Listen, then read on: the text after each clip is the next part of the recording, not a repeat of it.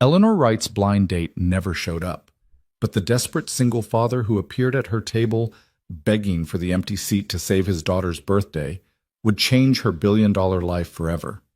What began as one act of kindness spiraled into love, lies, and a truth that nearly destroyed them both. When Caleb discovered the woman he'd fallen for wasn't just successful, but a billionaire CEO hiding her identity, everything shattered. Could love survive across an impossible divide, or would wealth destroy what poverty had built?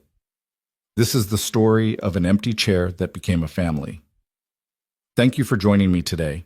If this story touches your heart, please like this video and comment with your city below so I can see how far this journey reaches across the world. Now, let's begin. The candle had burned halfway down.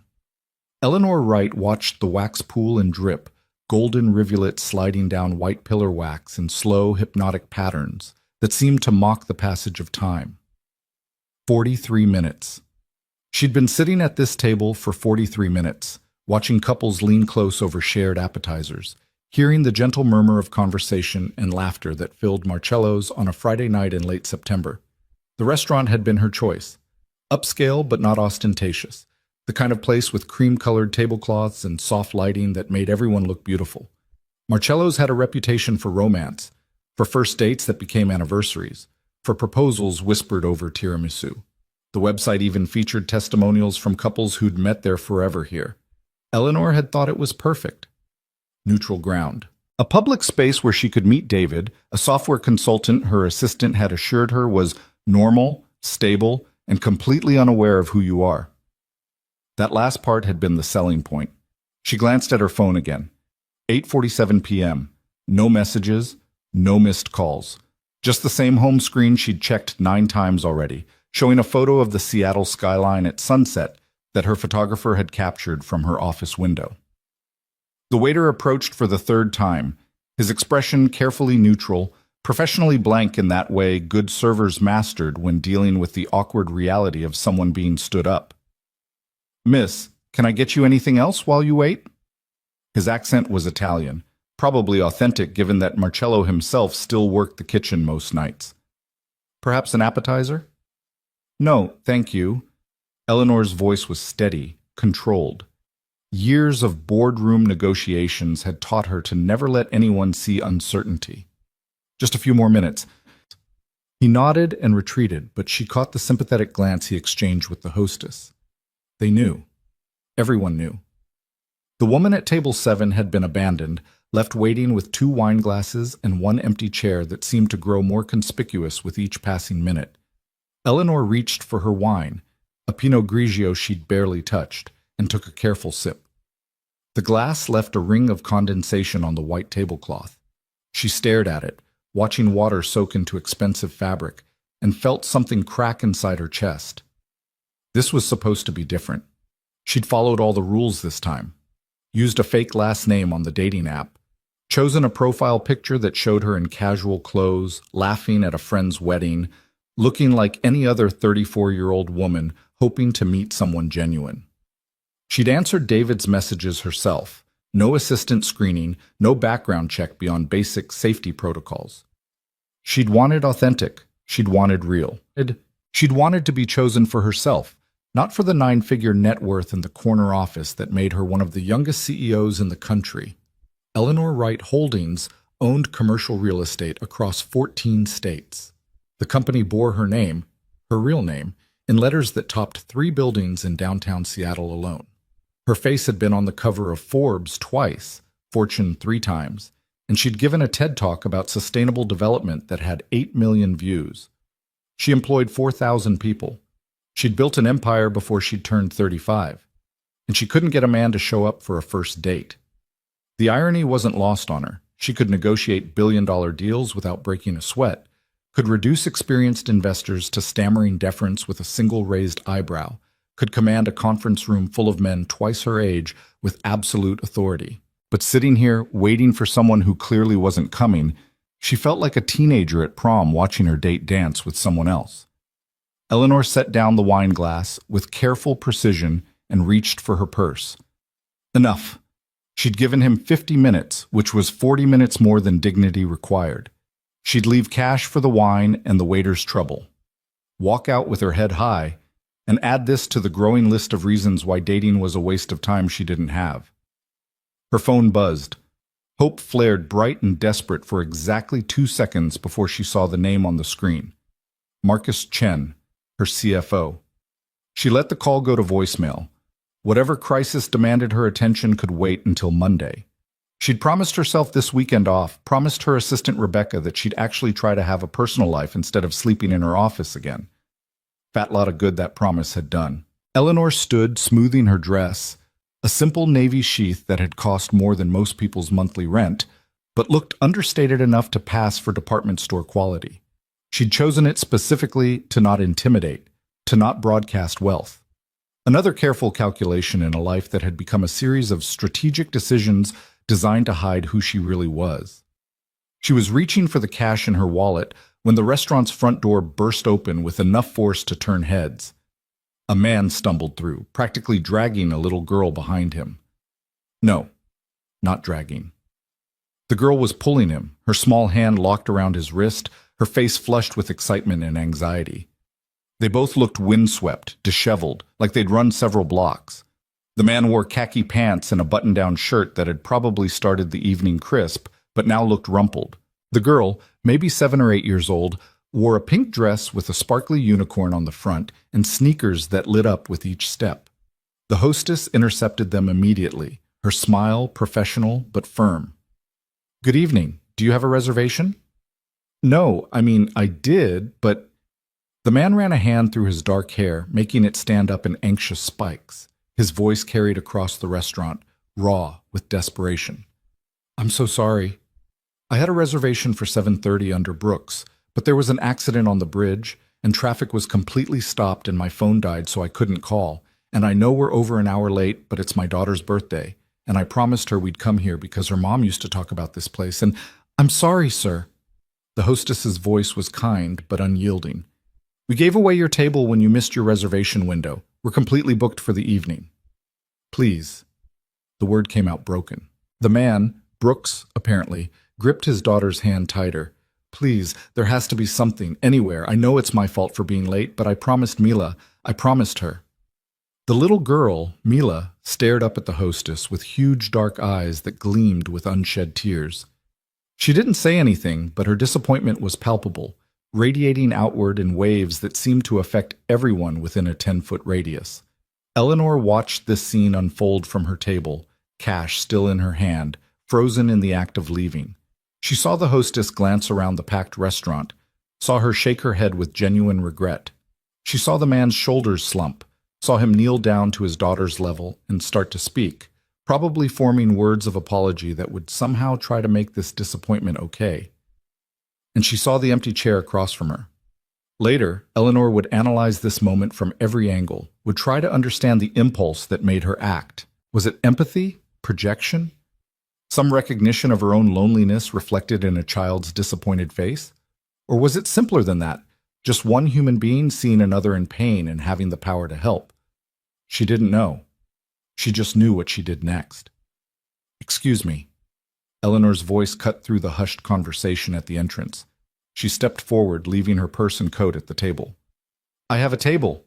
For 2. But my companion isn't coming." The hostess turned, recognition flickering across her face, not of Eleanor specifically, but of the woman who'd been sitting alone for nearly an hour. "Oh, Miss Wright, you don't have to. I'd like to offer my table." Eleanor walked closer, each step feeling both terrifying and inevitable. She looked directly at the man, then down at his daughter. "If you'd like it. There's no point in it going to waste." The man stared at her like she'd spoken a foreign language. Up close, Eleanor could see exhaustion in his face, worry etched into the lines around his eyes. But there was something else too, dignity, barely held together. Pride that was costing him everything to swallow by being here, begging for a table at a restaurant he probably couldn't afford. "I couldn't possibly," he started. "Please." Eleanor surprised herself with the word, with the genuine plea in her voice. She crouched down to Mila's level the way the man had done moments before. "Is it really your birthday?" Mila nodded, solemn. Her voice came out small and uncertain. I turned 8 today. 8 is important. Eleanor smiled, and it felt strange on her face. A real smile, not the practiced professional expression she deployed in meetings. When I turned 8, my grandmother took me to a fancy restaurant for the first time. I got to order whatever I wanted and stay up past my bedtime. I still remember it. It was true, though Eleanor hadn't thought about that memory in years.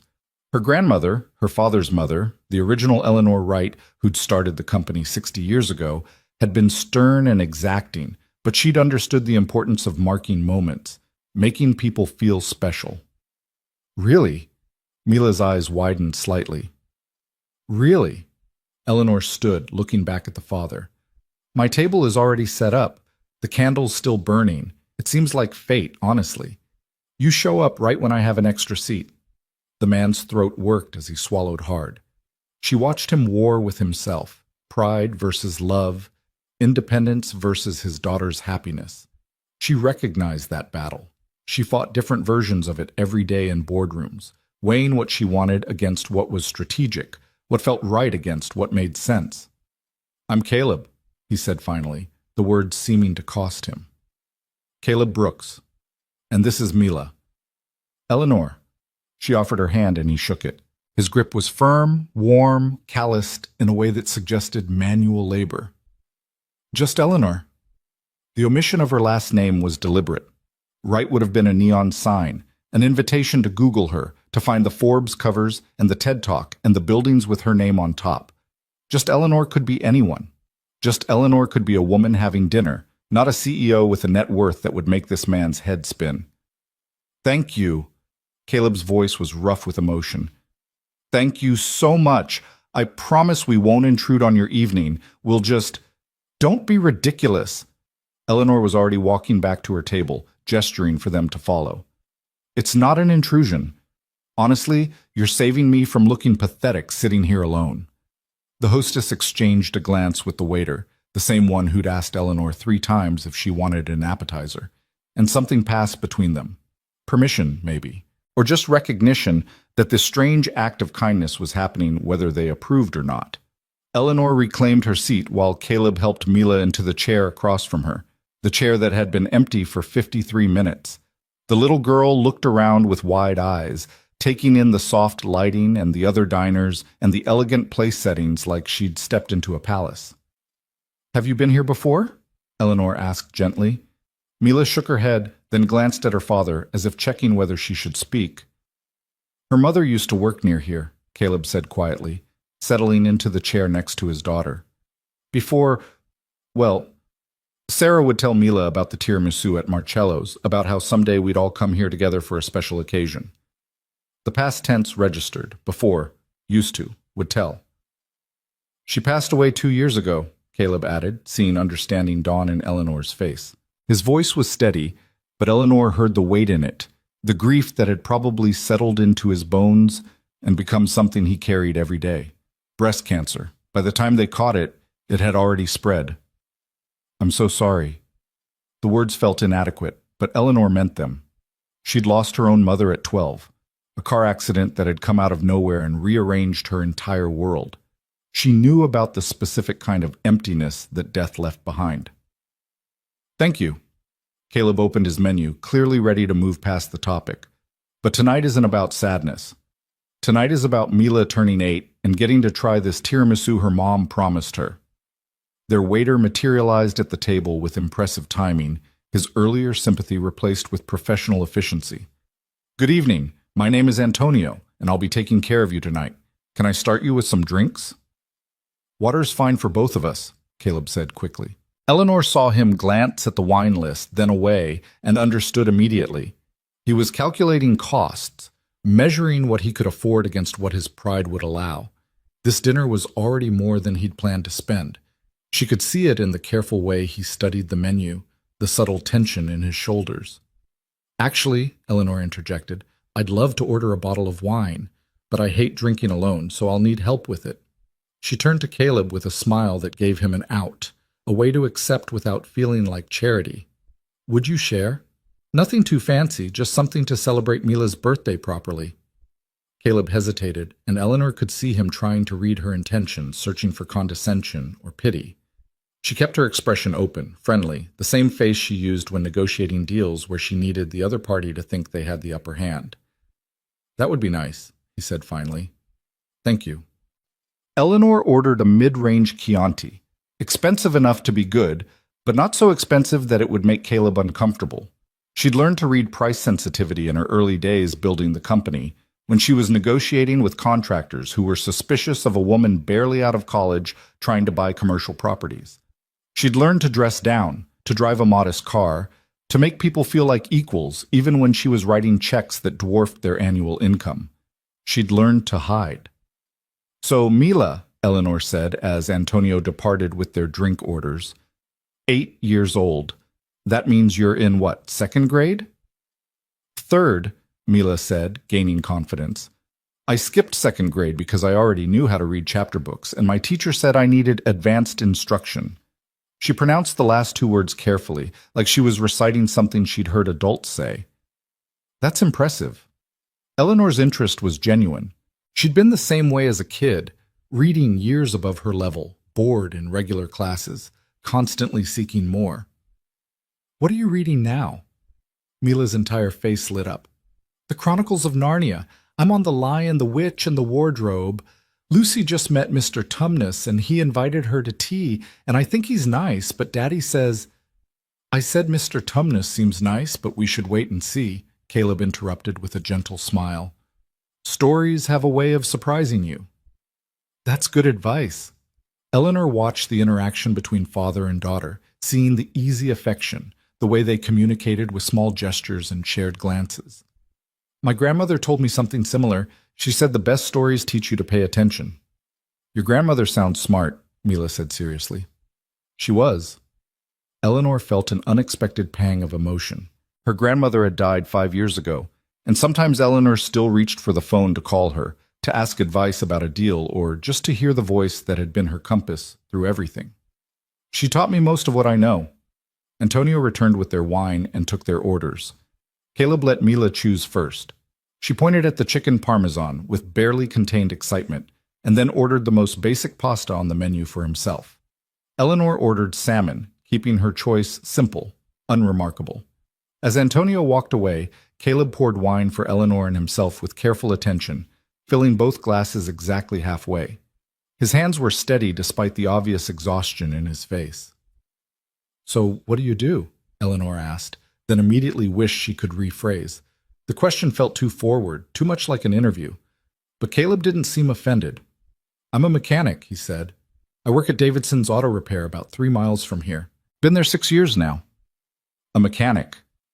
Eleanor filed that information away, connecting it to the calluses on his hands, the faint smell of motor oil that she could detect beneath whatever soap he'd used to clean up. An honest trade. Manual labor. The kind of work where you got paid for what your hands could do, not what your name could command. "Do you like it?" she asked. The question seemed to surprise him. "Most people ask if it pays well." "I assume it pays well enough, or you wouldn't do it. I'm asking if you like it." Caleb studied her for a moment, his dark eyes searching her face like he was trying to solve a puzzle.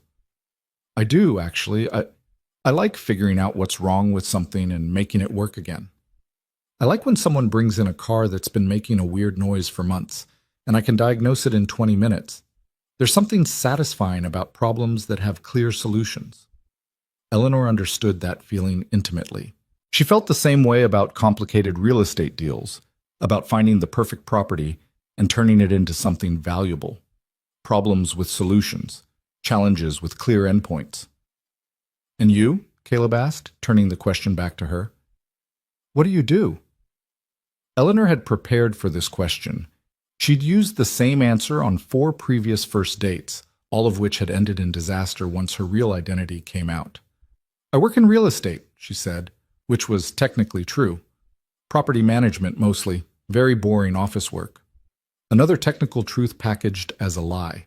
She did manage properties. She just happened to own them first. "Doesn't sound boring," Mila piped up. She'd been carefully folding her napkin into increasingly complicated shapes, but now she looked at Eleanor with interest. "Do you help people find houses?" "Sometimes," Eleanor said, Mostly I make sure buildings are taken care of, that they're safe and nice for the people who live or work in them. That seems important. Mila's napkin had become a swan, or possibly a very abstract boat. Daddy says important work isn't always exciting work. Your daddy's right. Eleanor glanced at Caleb and found him watching her with an expression she couldn't quite read. Sometimes the most important things are the ones people don't notice until they're not there anymore, like a building's heat working in winter, or a car starting when you turn the key. Exactly. Caleb's voice was warm with approval. Mila, that's what I always tell you, remember? The important stuff is usually quiet. Their food arrived, carried by Antonio and a second server who appeared just to handle the logistics of 3 entrees. The plates were beautiful, artfully arranged, garnished with fresh herbs, the kind of presentation that justified Marcello's prices and reputation. Mila stared at her chicken parmesan like it was a work of art. Can I take a picture? To remember? Of course. Caleb pulled out an older model smartphone, the kind with a cracked screen protector and a case held together with clear tape. He angled it to capture Mila's plate, the glowing candle, his daughter's delighted smile. Eleanor saw him snap several shots, making sure he had one where the lighting was perfect. They ate in comfortable silence for a few minutes, the kind of quiet that spoke to contentment rather than awkwardness. Eleanor watched Caleb cut Mila's chicken into smaller pieces without being asked, saw the little girl automatically offer her father a bite of her meal, saw him refuse with a shake of his head and a gentle nudge toward her plate. He was giving her everything. The whole dinner, the experience, the special birthday memory, all for his daughter, with nothing kept back for himself. This is really good, Mila announced, sauce on her chin. I think Mama would like it. Caleb's smile went sad around the edges. I think she would too, baby. Do you remember her restaurant stories? Eleanor asked gently, sensing that the memory brought comfort rather than pain. Mila nodded enthusiastically, swallowing her food before speaking. Mama worked at a big building downtown, and she would walk past here every day and look at the menu in the window. She said someday we'd all get dressed up and come here as a family, and she'd order the tiramisu, and we'd see what all the fuss was about. It's very good tiramisu, Eleanor said. I've been here before. We'll make sure you get to try it. We. The word came from Caleb, quiet but pointed. Eleanor realized her mistake. She'd inserted herself into their celebration without invitation, had assumed a place in their evening that wasn't hers to claim. I'm sorry, I didn't mean to presume. No, it's... Caleb set down his fork, his expression softening. You've been incredibly kind. More than kind. I just don't want you to feel obligated to stay if you have somewhere else to be. I don't. Eleanor heard the honesty in her own voice, the admission of loneliness that she hadn't meant to reveal. I really don't have anywhere else to be. My Friday night plans involved going home to an empty apartment and answering work emails. This is better. Something shifted in Caleb's face. Recognition, maybe. The understanding of someone who knew about empty apartments and quiet Friday nights, who understood that loneliness wasn't always about being alone. Then we're glad you're here, he said simply. Mila beamed. Yeah, this is the best birthday. I gotta be late to a fancy restaurant and meet someone new and have chicken and everything. Eleanor laughed, a real laugh that surprised her with its lightness. Getting to be late is definitely a birthday bonus. It was an accident, Caleb said, but he was smiling too. There was actually an accident on the Aurora Bridge. Traffic was backed up for miles. I tried calling, but my phone battery died, and by the time we got here, I thought... He trailed off, shaking his head. I thought we'd missed our chance. But we didn't. Mila bounced slightly in her seat, because Miss Eleanor had an extra chair. Just Eleanor, Eleanor corrected gently. And no, you didn't miss your chance. Sometimes things work out. She believed that in business, that timing and opportunity often aligned in unexpected ways, that deals fell through to make room for better deals, that setbacks led to breakthroughs. But in her personal life, Eleanor had stopped believing in working out. She'd started believing in strategic planning and careful control and protecting yourself from disappointment by never expecting too much. Sitting here with a single father and his 8-year-old daughter, eating dinner at a table meant for a date who never showed, Eleanor felt something shift. Not hope, exactly. More like possibility. The sense that maybe the universe was less predictable than she'd convinced herself it was. They talked through dinner about easy things: Mila's school, her favorite subjects, reading and art, her least favorite, math, because fractions don't make sense. Caleb shared stories about his work, about the elderly woman who'd brought in her husband's vintage Mustang and cried when Caleb got it running again, about the teenager he was mentoring who showed real talent for engine work. Eleanor contributed her own stories, carefully edited. She talked about her grandmother, about growing up in Seattle, about loving architecture and old buildings. All true, all incomplete. "Do you have kids?" Mila asked during a lull in the conversation. "Mila," Caleb warned. "That's personal." "It's okay," Eleanor shook her head. "No, I don't have children. My work keeps me very busy." "That's sad," Mila said with the blunt honesty of children. "Kids are fun. You'd be good at it." "Mila," Caleb started again. "Why do you think that?" Eleanor asked, genuinely curious. Mila considered this with the same seriousness she'd applied to her chicken parmesan. "Because you talk to me like I'm a real person, not like some grown-ups who use baby voices or pat my head like I'm a dog." Eleanor bit back a smile. "I hate when people do that too. Being small doesn't mean being stupid." "Exactly," Mila gestured with her fork for emphasis. "That's exactly what I tell Daddy." "And I always agree with you," Caleb said, affection clear in his voice. He glanced at Eleanor. "Mila's always been this way. Sarah used to say she was born 35 and was aging backward into childhood." "I can relate," Eleanor admitted. "I was the same way. Drove my teachers crazy." "Miss Nelson gets annoyed with me sometimes," Mila confessed. "She says I ask too many questions." "There's no such thing as too many questions," Eleanor said firmly. "Questions are how you learn. Anyone who tells you otherwise is wrong." Caleb was looking at her again with that searching expression, like he was trying to reconcile who she appeared to be with who she might actually be. Eleanor met his gaze steadily, refusing to flinch or look away. For once, she wasn't hiding behind professional composure or strategic distance. She was just here, at this table, sharing dinner with people who knew nothing about Eleanor Wright Holdings or Forbes covers or billion-dollar deals. She was just Eleanor. Antonio appeared to clear their plates and present dessert menus with a flourish. "And of course," he said, "for the birthday girl, tiramisu is complimentary. House policy." Mila's eyes went wide. "Really? Really?" Antonio winked.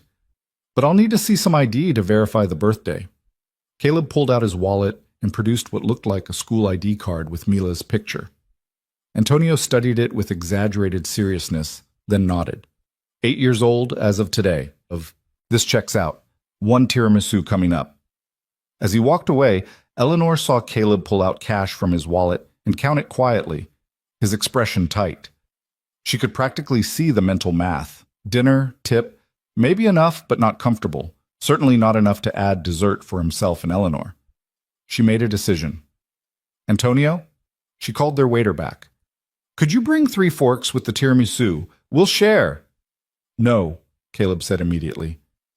"Eleanor, you've already—" "It's Mila's birthday," Eleanor interrupted gently. "The birthday girl shouldn't eat cake alone.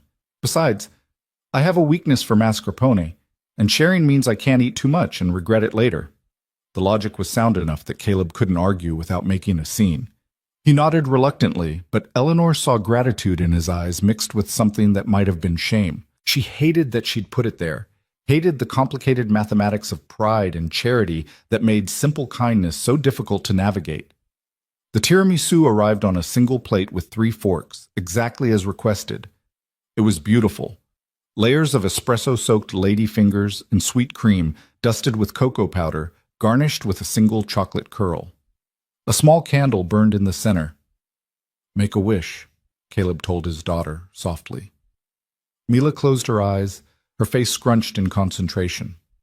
Eleanor watched her and felt something twist in her chest, yearning for something she'd never known she wanted, for this kind of simple joy, for belonging to something small and genuine instead of something vast and isolating. The candle went out with a single breath. Mila opened her eyes, grinning. "I wished, but I can't tell you, or it won't come true." Smart, Eleanor said. The best wishes are kept secret. They ate the tiramisu slowly, savoring it, making it last. Mila declared it the best thing I've ever tasted after her first bite. Caleb closed his eyes when he tried it, like he was committing the flavor to memory. Eleanor just watched them both, feeling like an anthropologist observing a culture she'd never been part of. This easy affection, this celebration of small moments, this ability to be present and grateful despite everything they'd lost. She envied them. God help her, she envied this single father struggling to pay for dinner and his 8-year-old daughter who'd lost her mother. They had something Eleanor's billions couldn't buy. They had each other. They had love that wasn't complicated by contracts or calculations. They had authenticity. When the tiramisu was gone and the check arrived, Eleanor moved faster than Caleb could. She handed Antonio her credit card, the one with just her first name and middle initial, the one that wouldn't immediately identify her, along with enough cash to cover what looked like Caleb's entire contribution. "I've got this," she said, brooking no argument. "Call it a birthday present for Mila." "Eleanor, no, you've already done too much." Caleb's voice was strained, his pride clearly warring with gratitude. "Please, let me at least contribute." "You gave me something more valuable than money," Eleanor said quietly, meaning it. "You let me be part of your daughter's birthday when I was sitting here alone feeling sorry for myself. You turned what should have been one of my worst nights into something I'll actually remember fondly. That's worth way more than dinner." The words hung between them, too honest, too revealing. Eleanor saw understanding dawn in Caleb's eyes. The recognition that she wasn't just being generous, that she'd been genuinely lonely, that this evening had meant something to her too. "Okay," he said finally, "but next time, I'm buying." Next time. The words were casual, throwaway, probably didn't mean anything, but Eleanor felt them land with unexpected weight, with the suggestion of continuity, of this not being a single strange encounter, but the beginning of something. "Deal," she heard herself say. They left together, walking out into the September night. The air had cooled, carrying the salt smell of Elliott Bay and the distant sound of ferry horns. Marcello's was in a neighborhood Eleanor owned, 3 buildings within 2 blocks. But standing here on the sidewalk, she felt like a tourist in her own city. "Can we walk you somewhere?" Caleb asked. "Your car, or—" "I'm actually parked a few blocks away," Eleanor lied. Her car and driver were waiting in a garage beneath one of her buildings, but admitting that would raise questions she wasn't ready to answer. "I'm fine walking." "At least let us walk with you until we find a cab," Caleb insisted. "It's getting late." Mila was holding both their hands now, swinging between them like a bridge, humming something under her breath that might have been a Taylor Swift song. Eleanor let herself be pulled along, this strange little unit of 3 walking through Seattle's nighttime streets. They found a cab on 3rd Avenue. Caleb opened the door for his daughter, then turned back to Eleanor.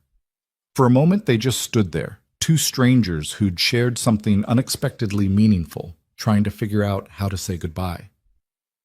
"Thank you," Caleb said. "Really, I don't know how to thank you properly for tonight." "You already did," Eleanor said. She crouched down one more time to Mila's level. "Happy birthday, Mila. I hope 8 is everything you want it to be." "Thank you for sharing your table," Mila said solemnly. Then, in a move that surprised everyone, including herself, she threw her arms around Eleanor's neck in a tight hug. Eleanor froze for half a second, then carefully hugged her back, feeling the small, solid warmth of this child who'd somehow decided Eleanor was worth affection. When Mila pulled back, Eleanor's eyes were stinging with tears she absolutely would not let fall. "Good night," she managed. She watched the cab pull away, watched it disappear into Seattle's Friday night traffic, watched until she couldn't see Mila's face pressed against the back window anymore. Then she stood on the sidewalk alone, the emptiness returning like a tide, and pulled out her phone. 3 missed calls from Marcus, 2 texts from Rebecca asking if she was okay, 1 voicemail from her attorney about a contract dispute. Eleanor Wright, CEO, billion-dollar real estate mogul, was needed, But just Eleanor, the woman who'd shared tiramisu with a single father and his daughter, wanted to stand on this corner and pretend for just a few more minutes that she was someone else. Someone whose empty chair could be filled by chance and kindness. Someone who belonged to small moments instead of quarterly earnings reports. Someone who could have what she'd witnessed tonight, authentic connection, uncontaminated by money or power or carefully constructed lies. She opened her phone and started to type a text to Rebecca. Dinner was canceled. I'm fine. See you Monday. Then she deleted it and wrote instead, dinner was perfect. I'm fine. See you Monday. Because it had been perfect, in a way that had nothing to do with the man who'd stood her up and everything to do with the two people who'd appeared in his place. Eleanor walked to her car, thinking about empty chairs and second chances, about the strange way the universe seemed to rearrange itself when you least expected it. She thought about Caleb's calloused hands and steady voice, about Mila's solemn dark eyes and fierce intelligence, about belonging to something small and real. She thought about next time and told herself it didn't mean anything. But a small part of her, the part that had been just Eleanor tonight instead of Eleanor Wright, hoped desperately that it did. The phone call came on Tuesday afternoon, 3 days after the dinner at Marcello's. Eleanor was in her office on the 42nd floor, reviewing acquisition proposals for a property portfolio in Portland, when her personal cell phone buzzed with an unknown local number. She almost didn't answer. Unknown numbers were usually journalists or people who'd somehow gotten past her assistant's screening, but something made her pick up. Hello? Hi, this is Caleb Brooks from Friday night? His voice was uncertain, like he half expected her not to remember. I hope it's okay that I'm calling. I got your number from the restaurant.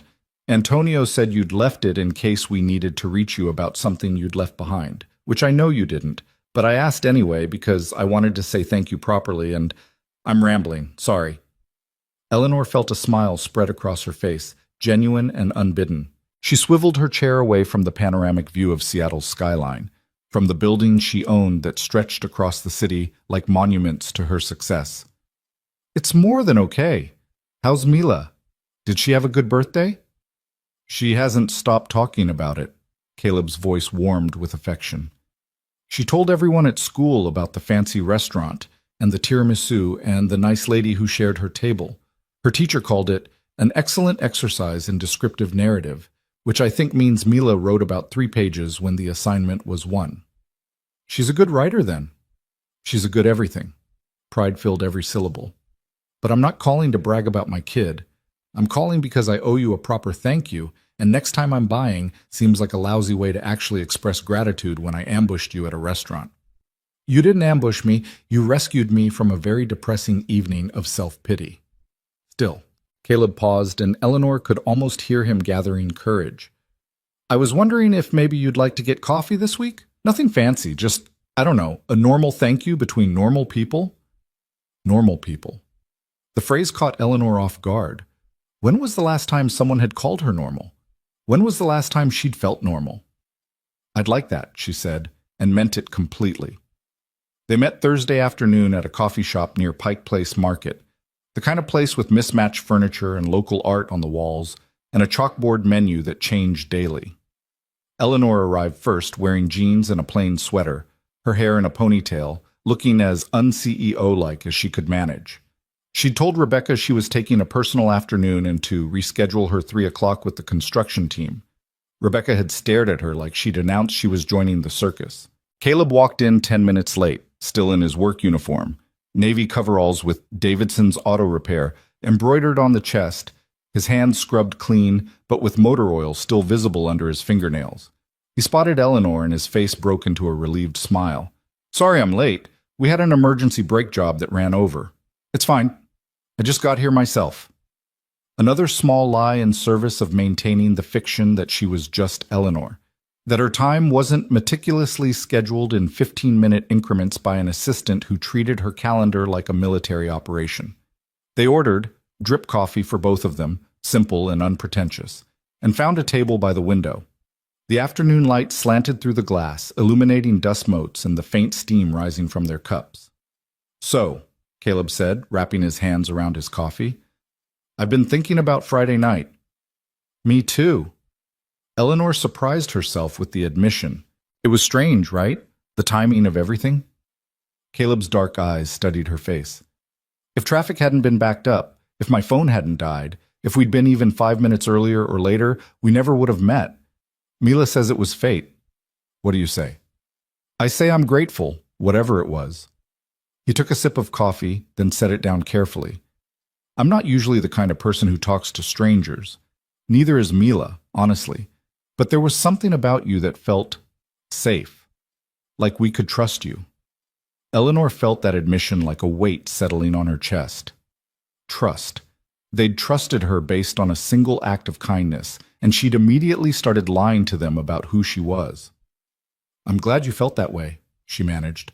Mila asked me this morning if we were going to see you again. Caleb smiled, but there was something tentative in it. She's gotten attached, which is rare for her. Most people don't know how to talk to her. They treat her like she's younger than she is, or they talk over her head like she's not there. But you talk to her like she mattered. She does matter. I know, but not everyone sees it. Caleb leaned back in his chair, his expression turning thoughtful. After Sarah died, people were sympathetic but weird. They'd ask how I was doing, then look uncomfortable when I actually answered honestly. Or they'd tell me everything happens for a reason, like there's some cosmic explanation for why an 8-year-old girl should lose her mother to cancer. I hate that phrase, Eleanor said quietly. Everything happens for a reason.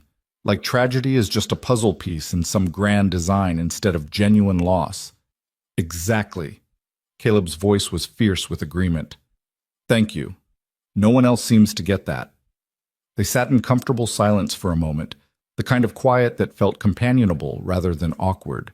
Around them, the coffee shop hummed with afternoon activity. Students bent over laptops, a group of elderly women playing cards, a young mother trying to keep her toddler from climbing the furniture.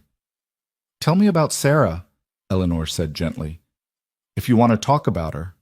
Caleb's expression shifted, grief and love mixing into something complex. She was a paralegal downtown. Smart, organized, had this laugh that made everyone around her start laughing too. We met in college. She was pre-law. I was studying mechanical engineering before I dropped out to help my dad when he got sick. He traced the rim of his coffee cup with one finger. We got married young, 22. Everyone said we were too young, but we knew. Sometimes you just know. Eleanor thought about her own romantic history, the careful dates with appropriate men from appropriate backgrounds, the relationships that made sense on paper but felt hollow in practice, the calculated approach to something that was supposed to be spontaneous. She'd never just known anything except how to build a company. She sounds wonderful, Eleanor said. She was. Caleb's voice was steady. The cancer was aggressive, 14 months from diagnosis to the end. She fought hard, but some battles you can't win. He looked up, meeting Eleanor's eyes. I'm not telling you this to make you sad. I'm telling you because I want you to understand why Friday night mattered. Mila hasn't celebrated her birthday properly since Sarah died. I've tried, but everything felt wrong. Too big or too small, too sad or too forced. But Friday, sharing your table, eating tiramisu that her mom promised her, that felt right. That felt like we were honoring Sarah while also moving forward. Eleanor felt tears prick her eyes. I'm honored to have been part of that. You were more than part of it. You made it happen. Caleb reached across the table, his hand hovering near hers, not quite touching. So thank you, properly, sincerely. Thank you for seeing two desperate people at a restaurant and choosing kindness. You don't need to keep thanking me, Eleanor said softly. But you're welcome. They talked for 2 hours, long after their coffee went cold. Caleb told stories about his work at the repair shop, about the elderly owner who treated him like a son, about the satisfaction of diagnosing problems and fixing them. Eleanor shared carefully edited stories about her work, about dealing with difficult clients and property inspections, about loving the puzzle of making spaces work for the people who use them. All true. All incomplete. Do you like Seattle? Eleanor asked at one point. Have you always lived here? Born and raised in Ballard, Caleb said. My dad was a fisherman before his back gave out.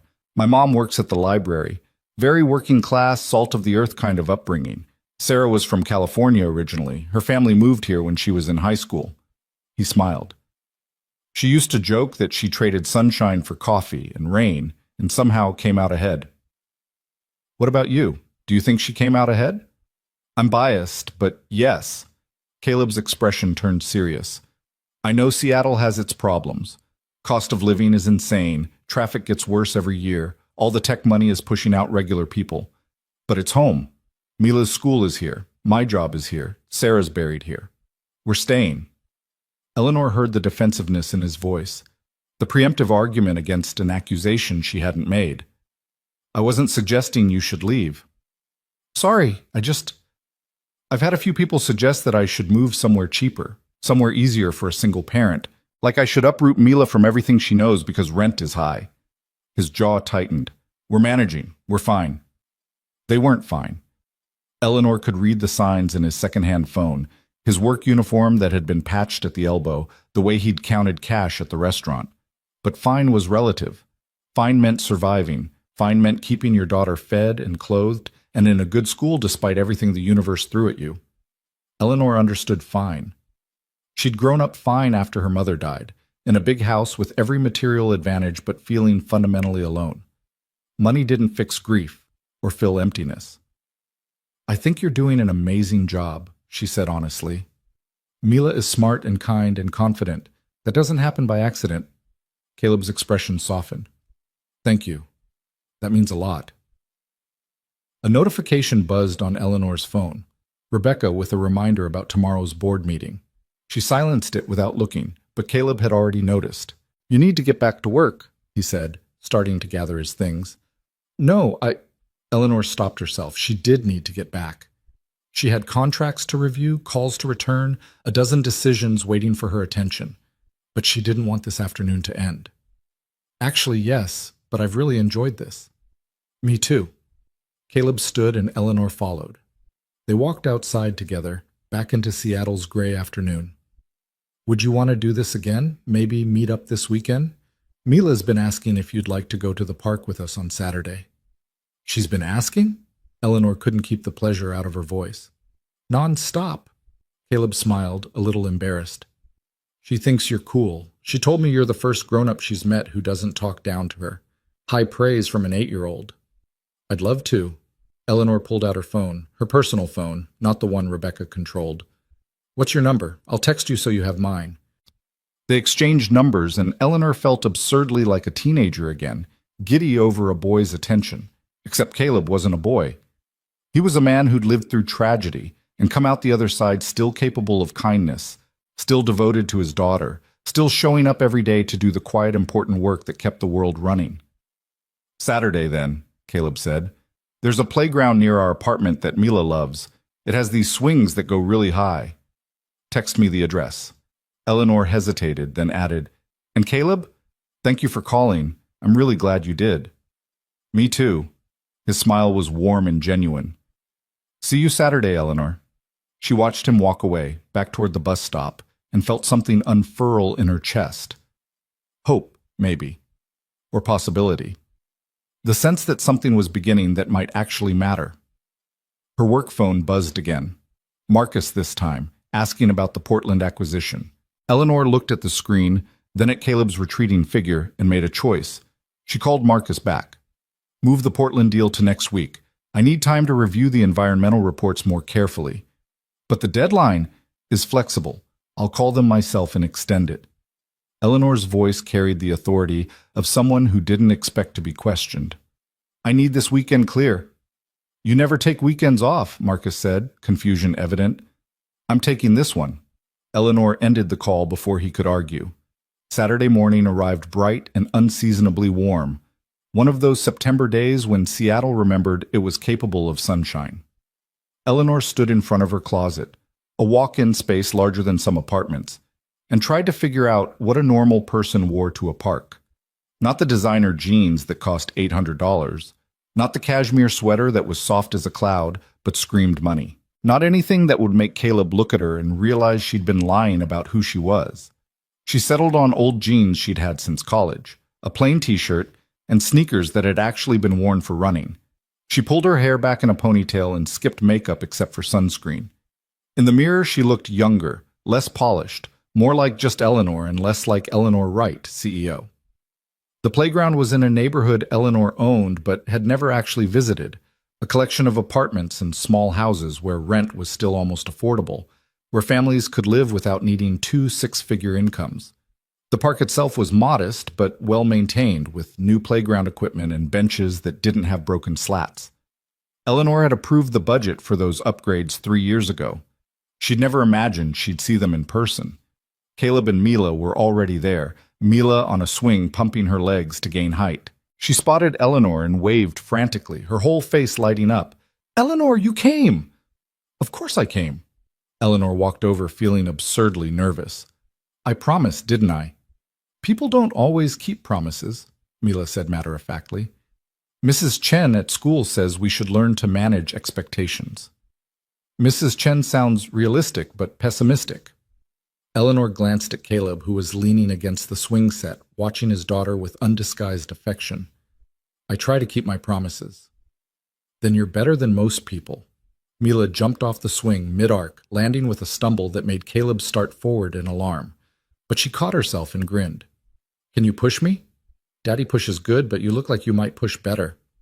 "I don't know about better," Eleanor said, taking position behind the swing as Mila climbed back on. "But I'll do my best." She pushed, and Mila shrieked with delight, demanding higher, higher, until Eleanor was putting genuine effort into each push, and Caleb was laughing at both of them.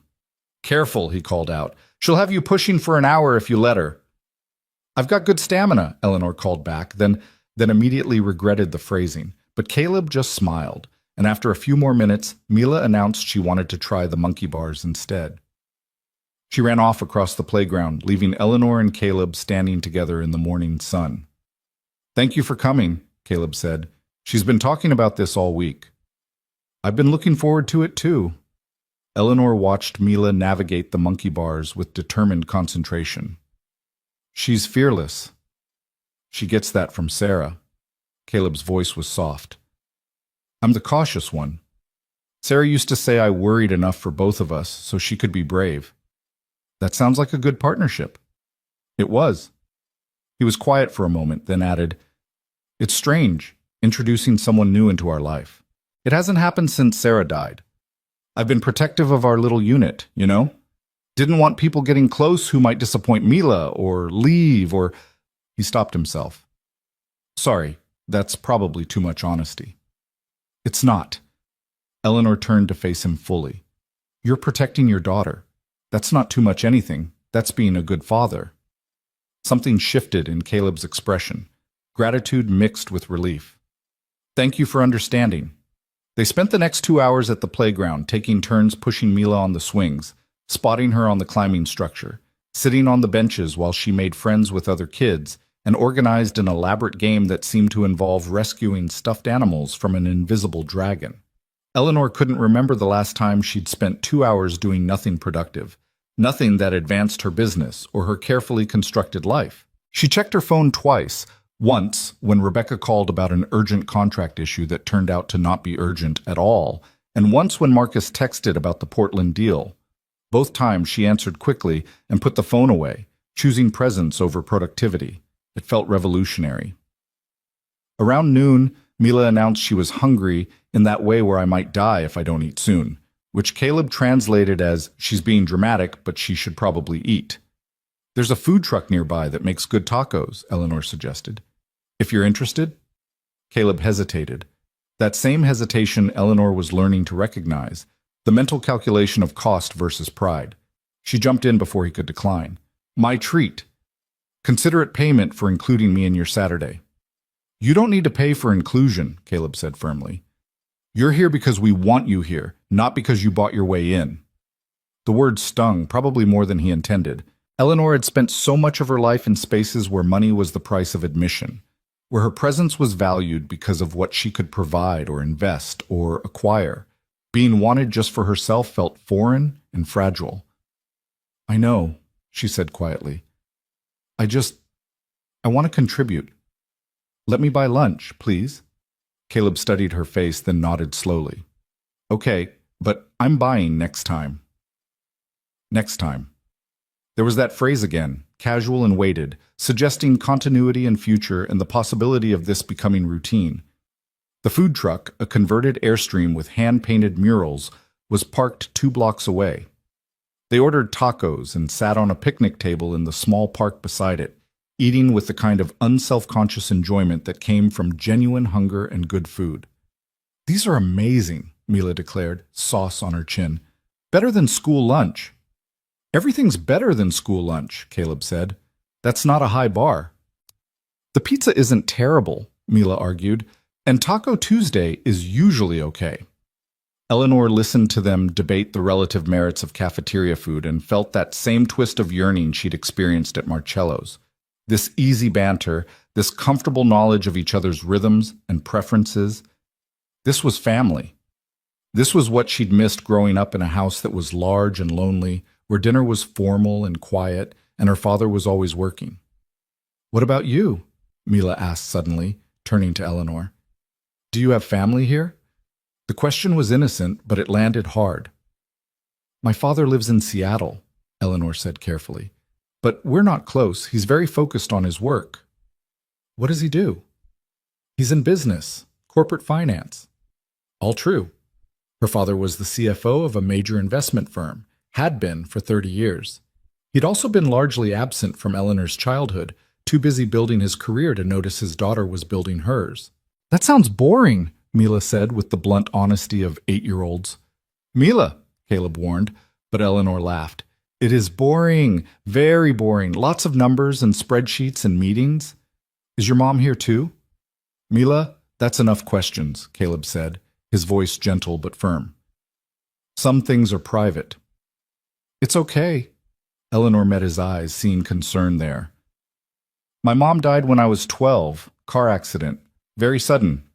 Mila's expression transformed into immediate sympathy. "Like my mom, but different."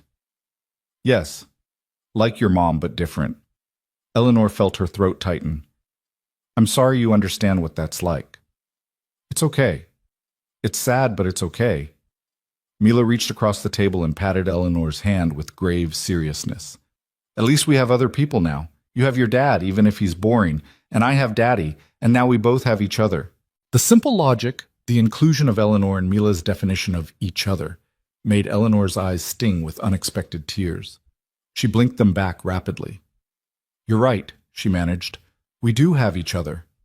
Caleb was watching her with an expression that mixed surprise and something deeper, something that looked like recognition. Like he was seeing past her careful composure to the lonely child underneath, who'd never quite healed from losing her mother.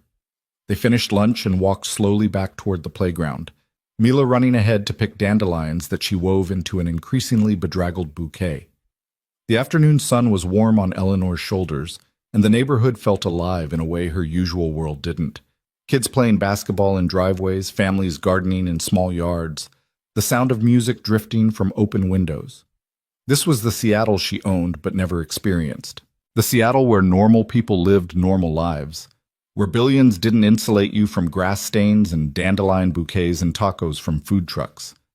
"Can I ask you something?" Caleb said when Mila was far enough ahead to not hear. "Of course." "Why are you spending your Saturday with us?"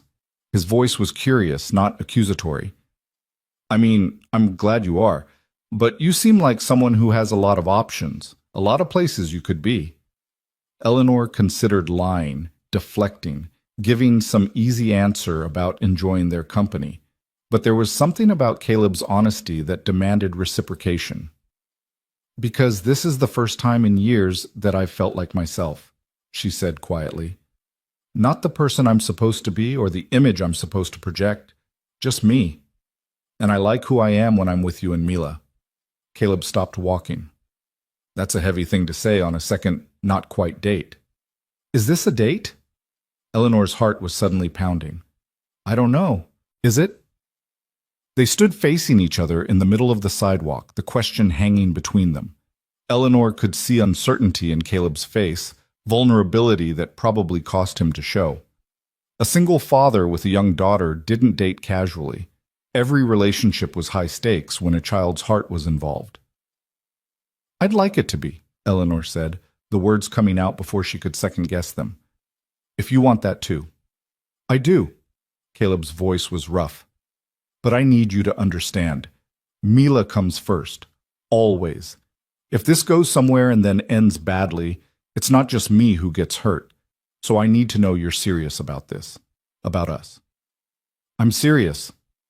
Eleanor meant it completely, even as guilt twisted in her stomach. She was serious, but she was also lying to him about something fundamental. I promise, I'm serious. Okay. Caleb smiled, relieved and nervous. Okay. Then, yes, this is a date. Our second one, technically, if coffee counts as the first. Coffee counts, Eleanor said firmly. Mila came running back with her dandelion bouquet, now augmented with several leaves and what might have been a small stick. This is for you, she announced, presenting it to Eleanor with ceremony. Because you're nice and you pushed me high on the swings, and you said my questions weren't annoying. Thank you. Eleanor accepted the bouquet like it was a dozen roses. This is beautiful. I'll keep it somewhere special. Promise? Mila's eyes were serious. Promise. They walked back to the playground together, and Eleanor felt the afternoon shift into something precious and fragile. She was on a date, her first real date in months, maybe years if she was honest about it. And it was with a man who saw just Eleanor, who knew nothing about Eleanor Wright Holdings or Forbes covers or the billions that should have insulated her from loneliness, but somehow hadn't. She should tell him the truth. She knew that. Every minute that passed made the deception worse, made the eventual revelation more damaging. But standing here in the warm September sun, holding a bouquet of dandelions while Mila ran ahead and Caleb walked beside her with that new awareness in his eyes, Eleanor couldn't bring herself to break the spell. Not yet. Not when she was finally feeling like herself for the first time in years. Just a little longer, she told herself. Just until this fragile thing between them was strong enough to survive the truth. It was a rationalization. She knew that even as she made it.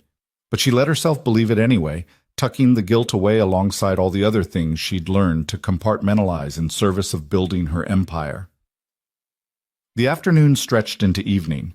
They played more, walked to get ice cream, sat on the grass while Mila read from a book she'd brought, The Lion, the Witch, and the Wardrobe, the same one she'd mentioned at dinner. She read with expression and confidence, occasionally stopping to explain plot points Eleanor already knew but pretended to find fascinating. Lucy's brave, Mila said at one point. She goes into Narnia even though it's scary because she wants to know what happens next. That is brave, Eleanor agreed. Sometimes the scariest thing is not knowing. Daddy says knowing can be scary too. He says sometimes you have to be brave even when you know things might go wrong. Caleb shot Eleanor a look that said he knew exactly what his daughter was doing, drawing parallels, making connections, trying to understand the adult world through the lens of her stories. Your daddy's right, Eleanor said. Both kinds of brave matter. The sun was setting by the time they finally left the park, painting the sky in shades of orange and pink that seemed impossible but were somehow real. They walked slowly back toward the bus stop where Caleb and Mila would catch their ride home. Thank you for today, Caleb said when they reached the corner. This was really nice. It was. Eleanor didn't want it to end. Can we do it again? Soon? Yes. No hesitation this time, just certainty. Definitely yes.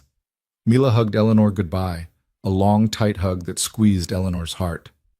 Will you come to my soccer game next week? I'm not very good, but Daddy says trying counts. I'd love to come. Eleanor looked at Caleb for confirmation. Saturday at 10, he said. Washington Park.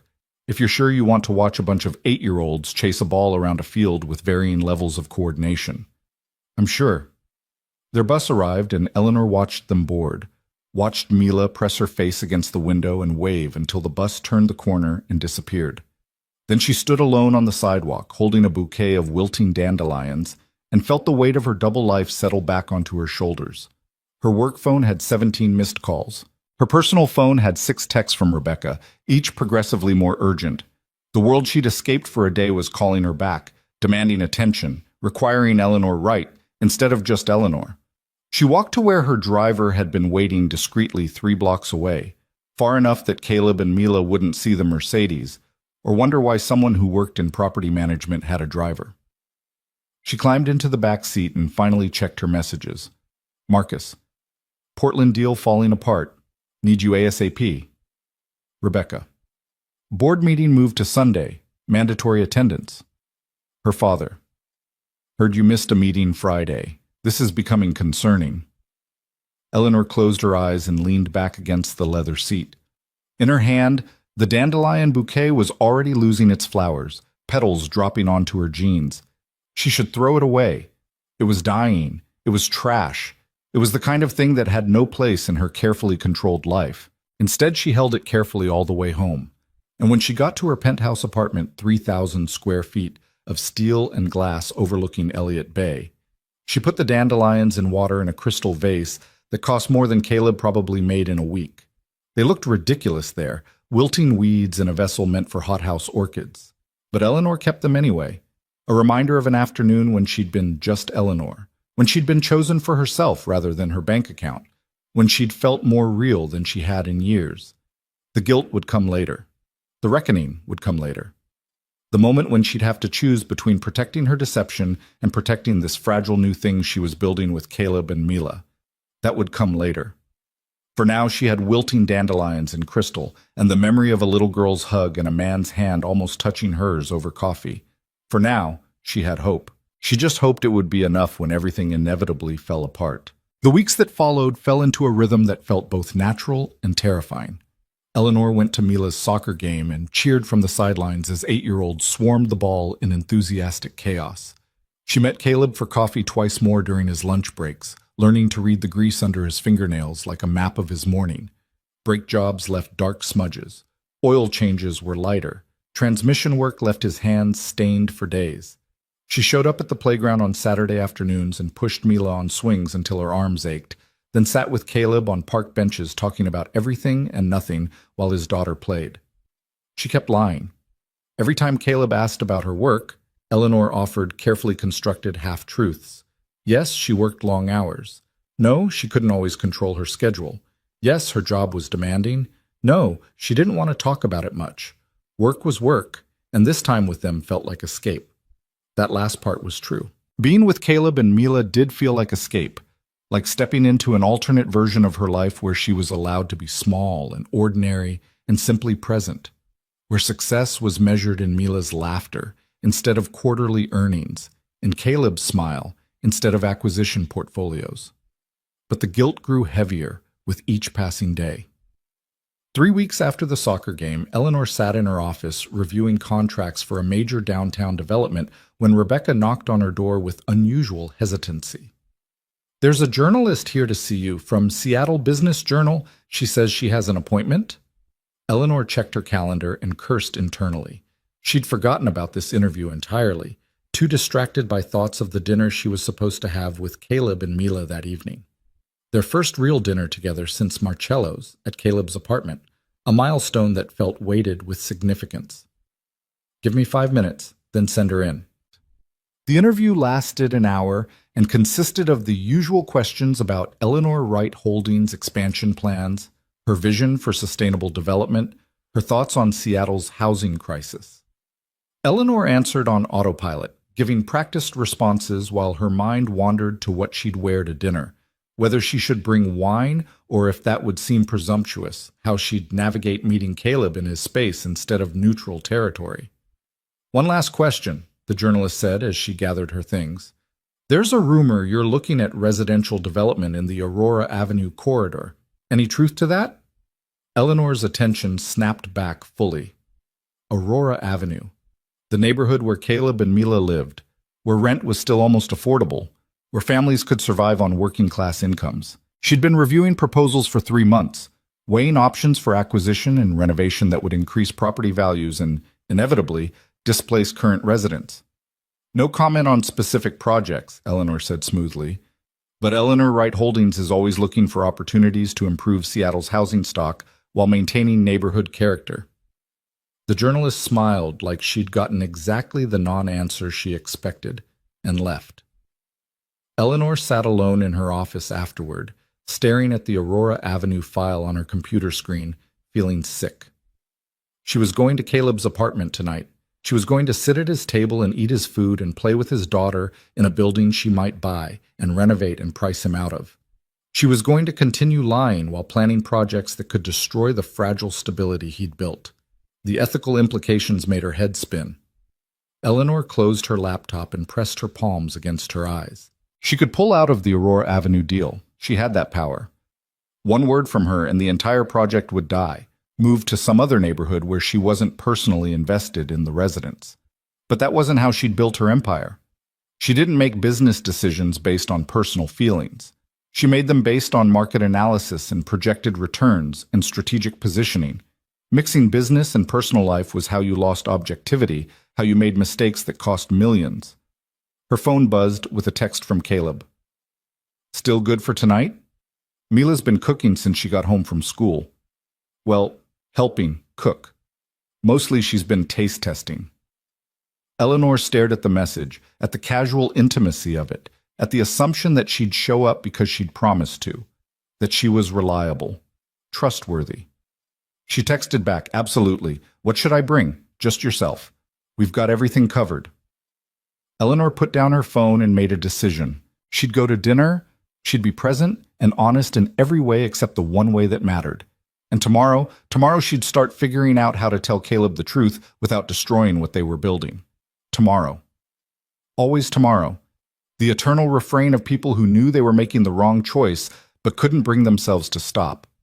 Caleb's apartment was on the third floor of a building that had probably been nice 40 years ago, but now showed its age in peeling paint and a front door that didn't quite close properly. Eleanor climbed stairs with worn carpeting and followed the sound of music and laughter to apartment 3C. She knocked and Mila answered immediately, grinning like Christmas morning. "You're here! Come in, come in! We made spaghetti and meatballs from scratch and I helped with the meatballs, and Daddy says they're probably the best meatballs ever made by anyone." "That's high praise," Eleanor said, stepping inside. The apartment was small, maybe 800 square feet, but immaculately clean and filled with evidence of life actually being lived.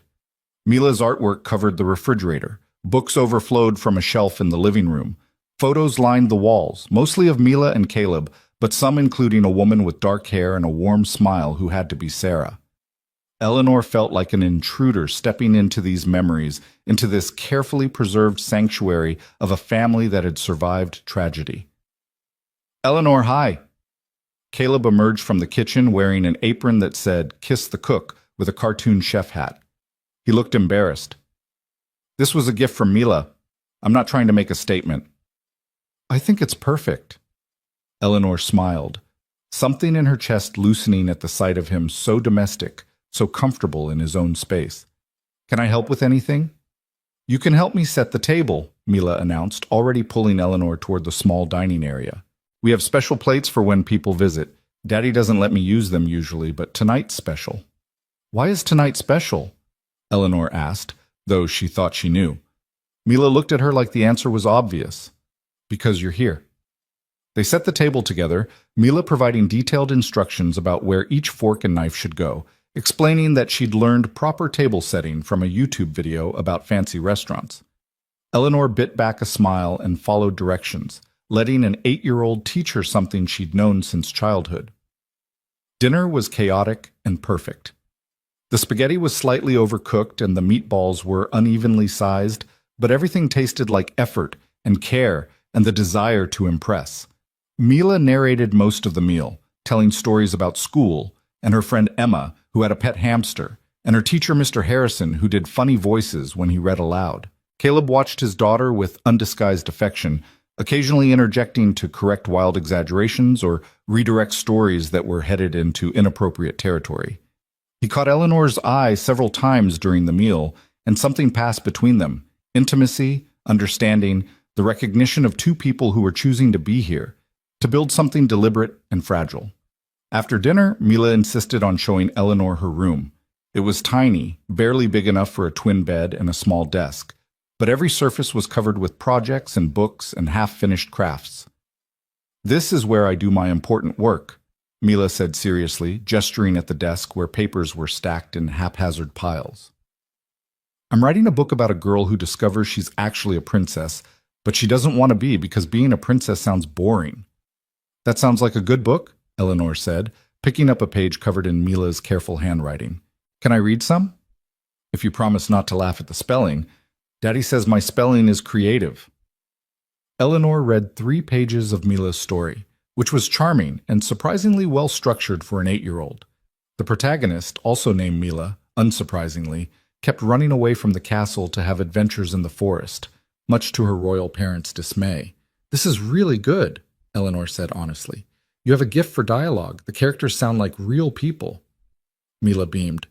"Really? You're not just saying that because Daddy's making you be nice?" "Really? I wouldn't lie about writing. It's too important." Something in Eleanor's chest twisted as she said it. She wouldn't lie about writing, but apparently she'd lie about everything else that mattered. They returned to the living room where Caleb was cleaning up the kitchen.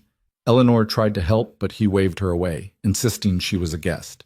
So she sat on the worn couch with Mila, reading from The Lion, the Witch, and the Wardrobe until the little girl's eyes started drooping. "Bedtime," Caleb announced gently. "Say goodnight to Eleanor."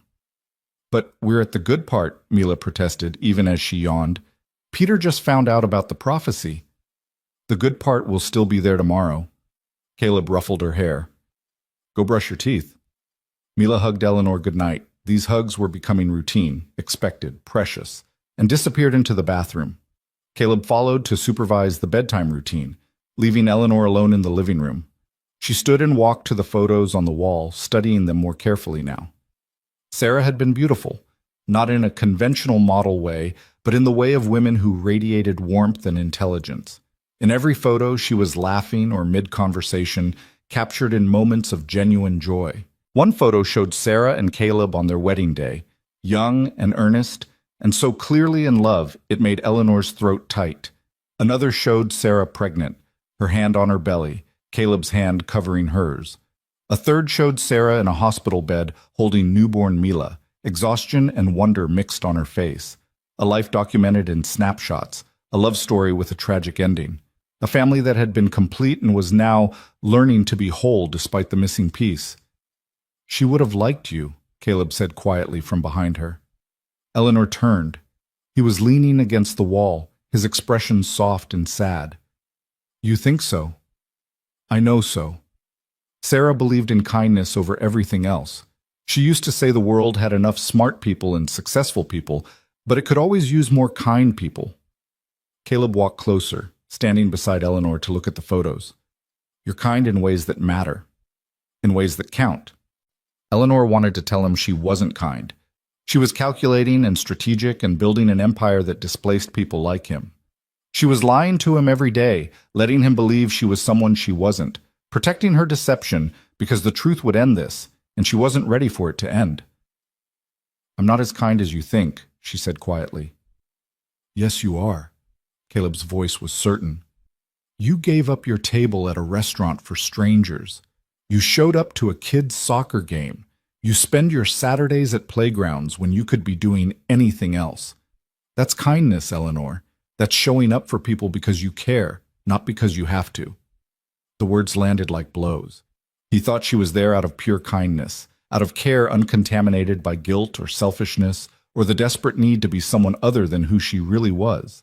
He thought she was good. "Caleb, I need to tell you something." The words came out before Eleanor could stop them, driven by guilt and a sudden desperate need to be honest. "Okay?" He turned to face her fully, concern in his eyes. "What's wrong?" Eleanor opened her mouth, ready to confess everything, the company, the money, the lies that had compounded until they'd become the foundation of their entire relationship. But before she could speak, her phone rang. She almost ignored it, should have ignored it, but years of conditioning made her pull it out and glance at the screen. Rebecca, calling at 9 p.m. on a Friday, which meant emergency. "I'm sorry," Eleanor said, the confession dying on her lips. "I have to take this. 1 second." She stepped into the kitchen for privacy. "What is it?" "We have a major problem." Rebecca's voice was tight with stress. "There's been a structural issue discovered at the Portland property. The inspection we thought was complete missed significant foundation damage. We need you there first thing tomorrow to meet with engineers and decide if we're pulling out of the deal entirely." Eleanor's mind raced through implications. Portland was a cornerstone of their expansion strategy. Pulling out would cost millions in sunk costs and damage their reputation with partners. But proceeding with foundation issues could cost more in the long run if the building was unsalvageable. How bad is bad? Bad enough that our engineers are recommending a full assessment before we proceed. They need you there to authorize the additional inspection costs and make final decisions about whether we're walking away. Can't Marcus handle this? Marcus is in Singapore closing the waterfront deal. You're the only one with authority to make this call. Rebecca paused. I'm sorry. I know you blocked off your weekend, but this can't wait. Eleanor looked through the kitchen doorway to where Caleb stood studying the photos of his late wife, probably wondering what Eleanor had been about to tell him. She thought about the Portland deal, about the millions at stake, about the employees whose jobs depended on these decisions being made correctly and quickly. She thought about the conversation she'd been about to have, the truth she'd been about to tell, the fragile trust she'd been about to either save or destroy. I'll be there tomorrow morning, she heard herself say. Book me on the first flight out. She ended the call and returned to the living room, already formulating the lies she'd have to tell. But Caleb spoke first. You have to go. It wasn't a question. He'd clearly overheard enough to understand. I'm so sorry. There's a work emergency, a property issue that can't wait. All technically true. I have to leave early tomorrow morning. Where? Caleb asked, and Eleanor realized she'd never told him about traveling for work, had never had to explain leaving Seattle. Portland. Just for the day. Maybe overnight. I should know more soon. She hated how easily the explanations came, how practiced she was at constructing believable lies. Caleb nodded slowly. That sounds serious. It's complicated. I'm really sorry. I was hoping to spend tomorrow with you and Mila. Work happens. I understand. But something had shifted in his expression, a guardedness that hadn't been there before. You should probably get going then, if you're flying out early. He was giving her an out, Eleanor realized, allowing her to leave before the conversation could continue, before whatever she'd been about to say could be spoken. Maybe he didn't want to know. Maybe he sensed that truth would complicate what was currently simple. Caleb? She started. It's okay. He smiled, but it didn't reach his eyes. Really? We'll see you when you get back. Eleanor wanted to push, to finish the conversation, to force honesty into the space between them. But she didn't. She accepted the escape route he'd offered, gathered her things, and said goodbye with a promise to call when she knew her schedule. Mila was already asleep, so Eleanor left without saying goodbye to her. It felt symbolic somehow, leaving without proper closure, running away from difficult conversations toward the demands of a company that needed her more urgently than the people who wanted her. The drive back to her penthouse took 20 minutes through quiet Friday night streets. Eleanor sat in the back of the Mercedes and stared at her reflection in the window, seeing not just Eleanor, but Eleanor Wright, CEO, billionaire, woman who'd built an empire and couldn't figure out how to navigate one honest relationship. Her phone buzzed with details from Rebecca. Flight at 6 a.m., meetings scheduled from 9 to 5, hotel booked for overnight stay. The machine of her professional life clicking smoothly into place, absorbing her back into the role she'd been born to play. At home, Eleanor packed an overnight bag and reviewed files on her laptop until 2 a.m., preparing for tomorrow's decisions. The Portland property was salvageable with significant investment, or they could cut their losses and walk away.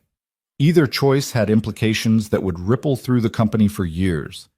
These were the decisions she was good at: strategic, calculated, based on data and projections and measurable outcomes. Clear problems with quantifiable solutions. Relationships weren't like that. Love wasn't like that. You couldn't run a cost-benefit analysis on whether to tell someone the truth. You couldn't project the return on investment of vulnerability. At 3 a.m., Eleanor finally admitted she wasn't going to sleep. She made coffee and stood at her floor-to-ceiling windows watching Seattle sleep below her, all those lives unfolding in the buildings she owned, behind windows she controlled. Somewhere out there, Caleb was sleeping in his small apartment with his daughter down the hall, believing Eleanor was exactly who she claimed to be, trusting her, building something with her based on a foundation of lies. Eleanor pulled out her phone and opened her text conversation with him. Her fingers hovered over the keyboard, trying to form words that would explain without destroying, confess without losing. Instead, she wrote, "Thank you for tonight. It meant more than you know. I'll call you from Portland. His reply came surprisingly fast for 3 a.m. Travel safe. Mila will want a full report when you're back. Not, I'll want a full report. Just Mila. Like he was already pulling back, protecting himself from whatever truth Eleanor had almost spoken. She texted back a simple heart emoji, the first one she'd ever sent him, then immediately regretted it. Too much, too fast, too presumptuous after running away from an important conversation. But Caleb sent one back. Eleanor stared at that tiny red heart until her eyes burned. Such a small thing, a simple digital symbol, but it felt like a promise and a threat. He was falling for her. Mila was falling for her. They were building something real based on fake foundations. And when the truth came out, not if, but when, because these things always came out eventually, the collapse would destroy everyone involved. The next morning, Eleanor boarded her flight to Portland with 45 minutes of sleep and too much coffee. The structural assessment took 6 hours, crawling through the Portland building with engineers who pointed out cracks in foundations and water damage in load-bearing walls, and a dozen other problems that would cost millions to fix properly. My recommendation is walk away, the lead engineer said as they stood in what was supposed to be the main lobby. This building has good bones, but they're broken bones. You're looking at 18 months of repairs minimum, and that's if we don't find more problems when we start work. Eleanor surveyed the space with a professional eye, seeing past the damage to the potential. Prime location, good square footage, the kind of property that could be a centerpiece of their Portland expansion if they were willing to invest the time and money. What's the cost estimate for full renovation including foundation repair? The engineer consulted his tablet. 42 million, maybe more. Eleanor did the math instantly. 42 million plus the 18-month timeline meant they'd be underwater on this property for at least 3 years before seeing returns. But if they did it right, if they created something genuinely valuable instead of just profitable. We proceed, she said. Full renovation. I want this building to be a model for how we do sustainable development in urban cores. We're not flipping it fast, we're doing it right. The engineer looked surprised. That's a significant investment for uncertain returns. I'm aware. Draw up the plans. I'll review them Monday. She made the decision in 30 seconds, the same way she'd made every major decision in her career, quickly, confidently, trusting her instincts and her analysis. In business, Eleanor never second-guessed herself. It was only in her personal life that she doubted everything. The flight back to Seattle landed at 8 p.m. Saturday night. Eleanor went straight home, exhausted and wired, her mind still running calculations about Portland, while another part of her brain obsessively replayed last night's almost confession. She should call Caleb. She should finish what she'd started to say. She should tell him the truth before this went any further. Instead, she showered, ordered takeout she didn't eat, and fell asleep on her couch to a documentary about architecture she'd seen 3 times before. She woke at 3 a.m. to her phone ringing. Unknown number, which usually meant spam, but something made her answer. Eleanor? Caleb's voice was strained, urgent. I'm sorry to call so late. I didn't know who else. Mila's running a fever. It spiked to 103 an hour ago, and I've given her medicine, but it's not coming down, and she's asking for you, and I don't know if that's appropriate to ask, but... What hospital? Eleanor was already moving, wide awake, adrenaline clearing the fog of exhaustion. I'm not... Should I take her to the hospital? It's just a fever. I don't want to overreact. Caleb. Eleanor made her voice calm, authoritative. 103 and a child that won't respond to medicine is hospital territory. Which one are you closest to? Swedish on Cherry Hill. Meet me there in 20 minutes. I'm leaving now. Eleanor, you don't have to... I'm already out the door. She wasn't. She was standing in her living room in pajamas. But she would be within 90 seconds. Eleanor threw on jeans and a sweater, called her driver with a terseness that communicated emergency, and was in the car within 5 minutes of hanging up with Caleb. The drive to Swedish took 15 minutes through empty 3 a.m. streets. Eleanor used the time to text her personal physician. One of the benefits of extreme wealth was having doctors who responded immediately, regardless of hour, to be on standby in case Mila needed specialist care. Caleb was standing in the emergency room entrance when Eleanor arrived. Mila wrapped in a blanket in his arms, the little girl's face flushed with fever. They both looked terrified. I've got you, Eleanor said, taking charge without thinking. Come on. She walked them through triage with the confidence of someone accustomed to commanding rooms, providing medical history she'd gotten from Caleb in rapid-fire questions during the drive, ensuring Mila was seen quickly, despite the ER being crowded with Saturday night emergencies. A nurse took them back to a room within 10 minutes, faster than normal, and Eleanor suspected her physician had made calls, and began checking Mila's vitals while asking questions about symptoms. It came on fast, Caleb explained, holding his daughter's hand. She was fine at dinner, said she felt tired at bedtime, then woke up burning hot around midnight. I gave her children's Tylenol, but the fever just kept climbing. The nurse noted everything, her expression professional but concerned. The doctor will be in shortly. They waited in the room together, Caleb sitting on the edge of Mila's bed while Eleanor stood near the wall, trying to stay out of the way but unable to leave. Mila drifted in and out of fevered sleep, occasionally opening her eyes to check that both adults were still there. You didn't have to come, Caleb said quietly after 10 minutes of silence. But I'm really glad you did. Where else would I be? Eleanor meant it completely. Home. Asleep. Living your life without getting dragged into our drama at 3 a.m. Caleb ran a hand through his hair. A gesture Eleanor was learning meant stress. I shouldn't have called. It was selfish. But Mila kept asking if you were coming, and I wanted you here. I wanted to be here. Eleanor moved closer, standing beside the bed. You're not drama, Caleb. She stopped, uncertain how to finish that sentence in a way that was honest but not terrifying. What? Caleb's dark eyes searched her face. What are we? Before Eleanor could answer, the door opened and a doctor entered, young, efficient, already reading from a tablet. Mila Brooks? I'm Dr. Patel. Let's see what's going on. The examination took 20 minutes. Dr. Patel checked ears, throat, lungs, abdomen, asked about recent exposures and symptoms. Mila answered questions in a small voice that made Eleanor's heart hurt. It looks like strep throat, Dr. Patel finally announced, which explains the sudden high fever. We'll do a rapid test to confirm, but I'm fairly certain. The good news is it's very treatable with antibiotics. The bad news is she'll feel pretty miserable for a few days. The relief on Caleb's face was immediate and overwhelming. So she's okay. It's nothing serious? Nothing serious. Strep is common and responds well to treatment. Start her on antibiotics tonight, keep her hydrated, and she should start feeling better within 24 hours. Dr. Patel smiled at Mila.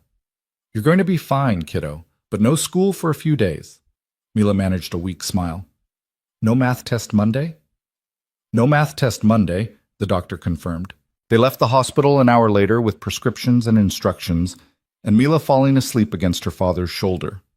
Eleanor's driver had waited. She'd told him to, and she insisted on taking them home despite Caleb's protests about buses running even at 4 a.m. Please, she said quietly, let me do this one small thing. Caleb looked at her for a long moment, then nodded. Okay. Thank you. The drive to his apartment was silent except for Mila's soft breathing. Eleanor sat across from Caleb in the spacious back seat of her Mercedes, watching him hold his daughter with infinite care, and felt the gulf between them yawn wider. This car cost more than he probably made in 2 years. Her driver made more hourly than Caleb charged for an oil change. They were sitting in luxury that was normal to her but foreign to him, and she'd just revealed it casually because an emergency demanded she stop pretending. When they arrived at his building, Caleb looked at the car properly for the first time, seemed to really see it. This is your car? Company car, Eleanor lied reflexively. One of the perks of the job. Property management must pay better than I thought. His tone was light, but there was a question under it, an uncertainty that hadn't been there before. I should go, Eleanor said, not answering. Let you get Mila settled. Call me tomorrow and tell me how she's feeling. Eleanor. Caleb shifted Mila in his arms and looked at Eleanor with an intensity that made her breath catch. Whatever you were going to tell me Friday night, I think I need to hear it, soon. I know. Her voice came out barely above a whisper. I promise. When Mila's better, we'll talk. He nodded slowly, then carried his daughter inside. Eleanor watched them disappear into the building, then sat back in the Mercedes and finally let herself acknowledge the truth she'd been avoiding. She was in love with Caleb Brooks. She was in love with his daughter. And when they found out who she really was, the life she'd been hiding, the lies she'd been telling, they'd hate her for it. The reckoning was coming. Soon. And Eleanor had no idea how to survive it. The call came Tuesday morning while Eleanor was in a board meeting discussing fourth quarter projections. It wasn't Caleb's number. It was a different one, unfamiliar, and Eleanor almost declined it before something made her step out of the conference room to answer. Eleanor Wright? The voice was female, professional, unfamiliar. Speaking. This is Principal Matthews from Whitman Elementary. I'm calling about Mila Brooks. You're listed as her emergency contact. Eleanor's blood went cold. What happened? Is she okay? She's fine physically, but there's been an incident. Her father was supposed to pick her up an hour ago and hasn't arrived. We've been trying his cell phone, but it goes straight to voicemail. Mila's getting anxious, and she asked us to call you. Emergency contact. Eleanor had no memory of being listed as anyone's emergency contact, but then she remembered. Saturday at the hospital, Caleb filling out forms half asleep while Mila recovered, probably adding Eleanor without thinking because she'd been there, because she'd shown up at 3 a.m. and seemed like the kind of person who'd show up again. I'll be there in 15 minutes, Eleanor said, already walking toward her office. Tell Mila I'm on my way. She grabbed her coat and purse, told Rebecca to cancel her afternoon meetings, and was in the car before her assistant could ask questions. The drive to Whitman Elementary took 12 minutes through midday traffic, and Eleanor spent every second trying Caleb's phone. Each call went to voicemail immediately, phone off or dead battery, neither option reassuring. The school was in a neighborhood Eleanor knew well. She'd approved the budget for renovations to 3 buildings within 2 blocks. Whitman Elementary itself was old but well-maintained, with colorful murals on the exterior walls and a playground that looked recently updated. Eleanor signed in at the office and was directed to a small conference room where Mila sat in an oversized chair, her backpack at her feet, her face anxious. When she saw Eleanor, relief flooded her features. Eleanor, I knew you'd come. Of course I came. Eleanor knelt down to Mila's level, doing a quick visual assessment. The little girl looked fine. No injuries, no signs of distress beyond worry. How are you feeling? Still recovering from being sick? I'm okay now. The medicine worked. Mila's voice dropped to a whisper. But Daddy didn't come. He always comes. Something's wrong. Principal Matthews, a woman in her 50s with kind eyes and an air of capable authority, stepped forward. We've been trying to reach Mr. Brooks for over an hour. This is very unlike him. I understand. Eleanor pulled out her phone and tried Caleb again.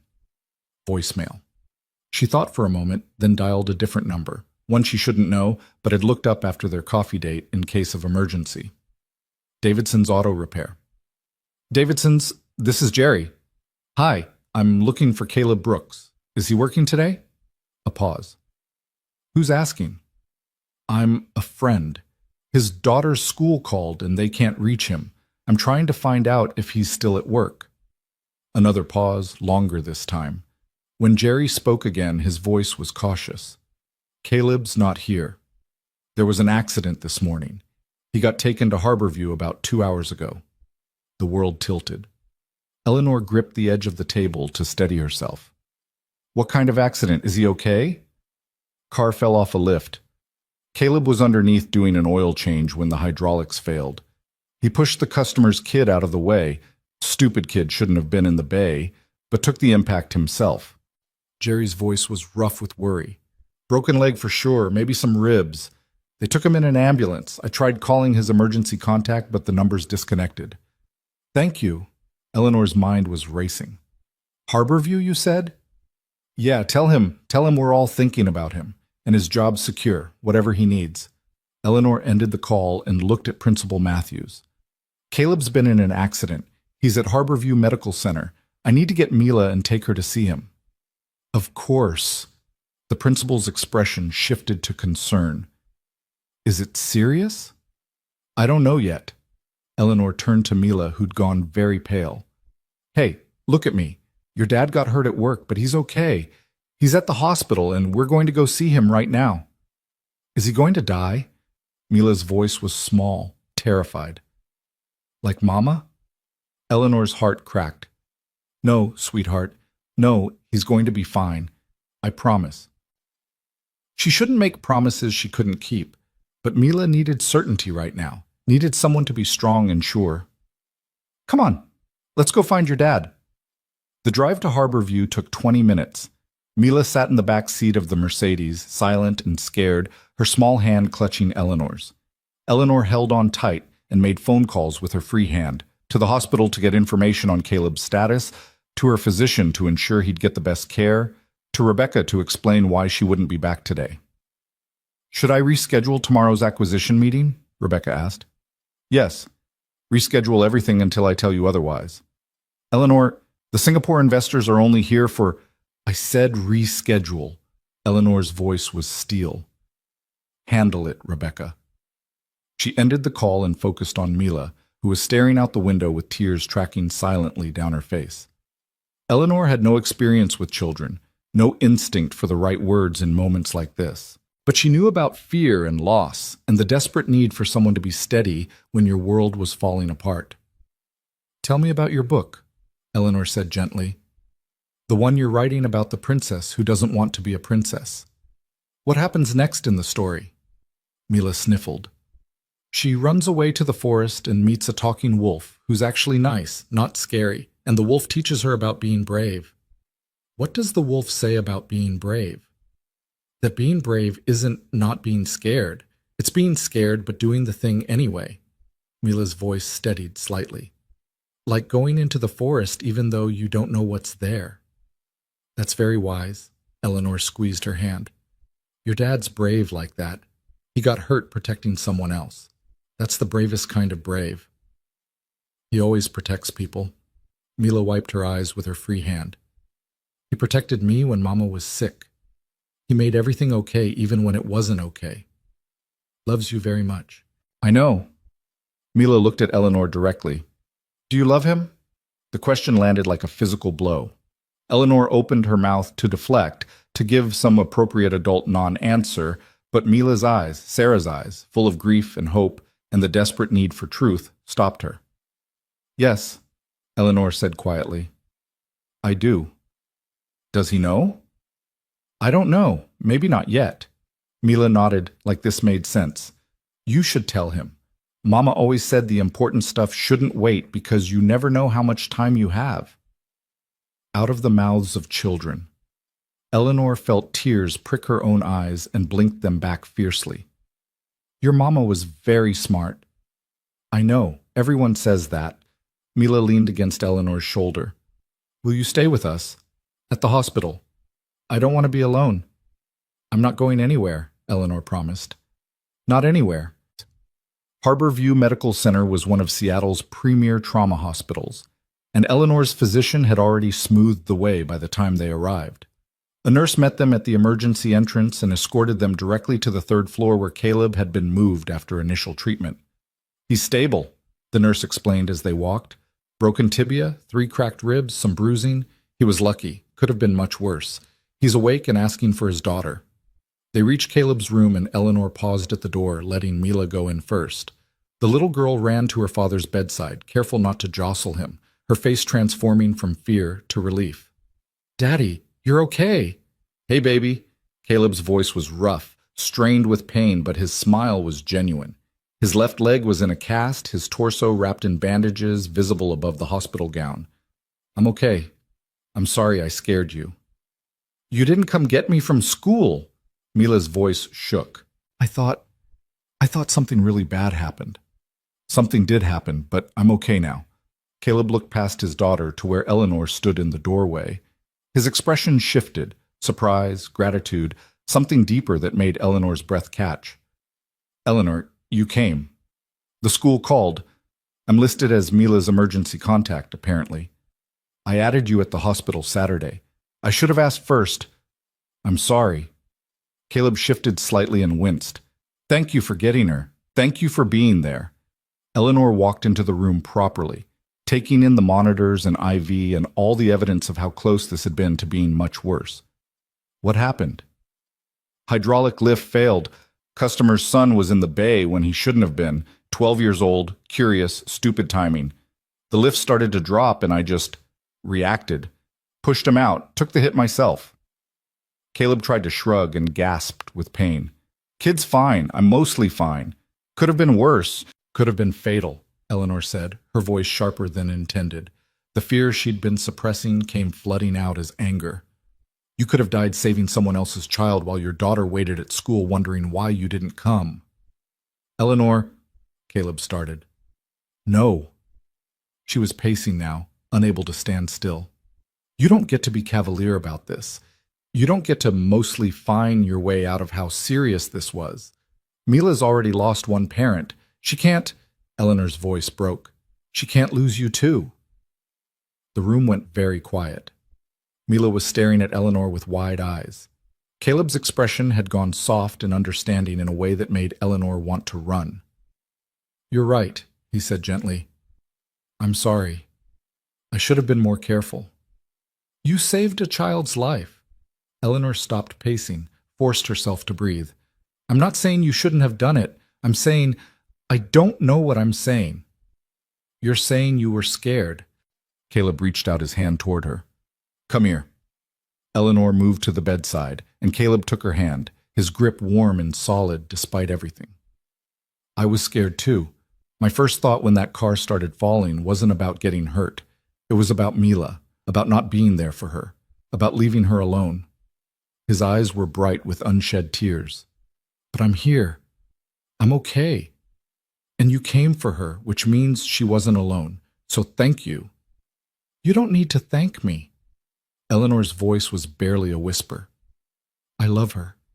I love— She stopped, aware of Mila listening, aware that this wasn't the time or place for confessions. But Caleb understood. She could see it in his face, in the way his hand tightened on hers. We need to talk, he said quietly. About a lot of things. But not here. Not now. When you're better. When I'm better, he agreed. A doctor appeared in the doorway, older, competent-looking, carrying a tablet. Mr. Brooks? I'm Dr. Martinez. I've been reviewing your scans and I have some information about your treatment plan. Eleanor started to step back, to give them privacy, but Caleb held on to her hand. Stay, please. I want you to hear this too. So Eleanor stayed while Dr. Martinez explained the extent of Caleb's injuries, the surgery he'd need on his leg, the 6-week recovery timeline minimum before he could return to work. She stayed while Caleb processed this information, watching his face close down as the implications hit him. 6 weeks without work meant 6 weeks without income. 6 weeks of medical bills and no way to pay them. 6 weeks of trying to figure out how to care for Mila when he could barely walk. Eleanor saw him doing the math, saw the panic he was trying to hide for his daughter's sake, and made a decision. I'll help, she said when the doctor left. With whatever you need. Childcare, bills, rides to appointments, whatever. Eleanor, no. Caleb's voice was firm despite his exhaustion. You've already done too much. I can't ask you to— You're not asking. I'm offering. Eleanor looked at Mila, who was curled up in the chair beside her father's bed, trying to pretend she wasn't listening. Mila can stay with me while you're recovering. My place has extra rooms. I can adjust my schedule to work from home more, and— Absolutely not. Caleb pulled his hand away from hers. I appreciate the offer, but Mila stays with me. Caleb, you can barely move. How are you going to take care of an 8-year-old when you're on crutches and recovering from surgery? I'll figure it out. I always figure it out. His jaw was set, pride and fear mixing into stubborn determination. We'll be fine. You don't have to be fine alone. Eleanor heard the desperation in her own voice and tried to moderate it. I'm not trying to take over. I'm trying to help. By taking my daughter away? By making sure she's cared for while you heal. Eleanor fought to keep her voice level. By being there for both of you the way you'd be there for me if the situation were reversed. Caleb was quiet for a long moment, his expression cycling through emotions too fast to track. Finally, he looked at Mila. What do you think, baby? Do you want to stay with Eleanor for a little while? Mila's eyes went wide. Can I still see you every day? Every day, Eleanor promised before Caleb could answer. We'll visit your dad every single day, And once he's home from the hospital, we'll be there constantly. You won't be away from him, you'll just be sleeping somewhere else. And you'll take me to school? Every morning. And help with homework? Absolutely. Mila looked at her father. I think it's okay, Daddy. If you think it's okay. Caleb closed his eyes, and Eleanor saw him surrender to necessity. Okay, but just until I'm home from the hospital. Once I'm back at the apartment, we go back to normal. Deal. Eleanor felt relief flood through her. I'll take care of her, Caleb, I promise. I know you will. He opened his eyes and looked at Eleanor with an intensity that made her stomach flip. You're good at taking care of people, even when they're too stubborn to admit they need it. The next 3 days blurred together in a haze of hospital visits, temporary guardianship paperwork, and rearranging Eleanor's life to accommodate a child. She had Rebecca clear her schedule as much as possible, moved meetings to early morning or late evening, and found herself in the bizarre position of setting up a bedroom in her penthouse for an 8-year-old. You'll need to child-proof, Rebecca said when Eleanor explained the situation. Cover outlets, secure furniture, remove anything breakable from low shelves. It's a child, not a tornado. Have you met Mila? She's both. Eleanor ended up hiring a service to handle the child-proofing while she went shopping for things she'd never imagined owning. A child's bed, colorful sheets with unicorns, age-appropriate books, snacks that weren't just coffee, and protein bars. She stood in the middle of a Target aisle at 10 p.m., staring at choices between different brands of juice boxes, and had a small existential crisis about whether children preferred apple or fruit punch. She bought both. When she finally brought Mila home Wednesday evening, home to a penthouse worth $8 million with views of Elliott Bay and furnishings that cost more than most people's cars, Eleanor watched the little girl's face carefully for signs of intimidation or discomfort. Instead, Mila walked straight to the floor-to-ceiling windows and pressed her face against the glass. Wow! You can see everything from here. I bet you can see my school. Probably. Eleanor set down Mila's small suitcase, packed hastily with clothes that barely filled half the space. Do you want to see your room? I get a room, not just a couch. You get a room. Eleanor led her down the hall, past her home office and her own bedroom, to what had been a guest room and was now transformed into something a child might actually want to sleep in. The service had done good work. The walls were still neutral but now decorated with removable decals of stars and moons. The bed had the unicorn sheets Eleanor had agonized over, and there was a desk with art supplies and a reading lamp. Mila stood in the doorway, silent, taking it all in. Is it okay? Eleanor asked, suddenly anxious. If you don't like it, we can change things. I wasn't sure what you'd want, so it's perfect. Mila's voice was thick with emotion. No one's ever made me a room before, not since Mama died. Eleanor's throat tightened. Well, now you have one, for as long as you need it. They fell into a routine faster than Eleanor expected. Mornings began at 6:30 with Eleanor making breakfast. Simple things, scrambled eggs and toast, nothing fancy because Mila wasn't fancy. They'd eat together at the kitchen island while Mila talked about her book or school or whatever was on her mind. Then Eleanor would drive her to school herself, no driver, because Mila didn't like the idea of being driven around by strangers like a rich person. The irony of that statement, coming from a child being housed by a billionaire, wasn't lost on Eleanor. She'd work from home until 2:30, then pick Mila up from school and take her directly to the hospital to visit Caleb. They'd spend 2 hours there every day, Mila doing homework in her father's room, Eleanor sitting quietly and watching the two of them together, feeling like both an intruder and an essential piece of something she didn't fully understand. Caleb had surgery on his leg Thursday morning. Eleanor waited through it, pacing the surgical waiting room like an expectant father, while Mila sat with surprising calm reading her book.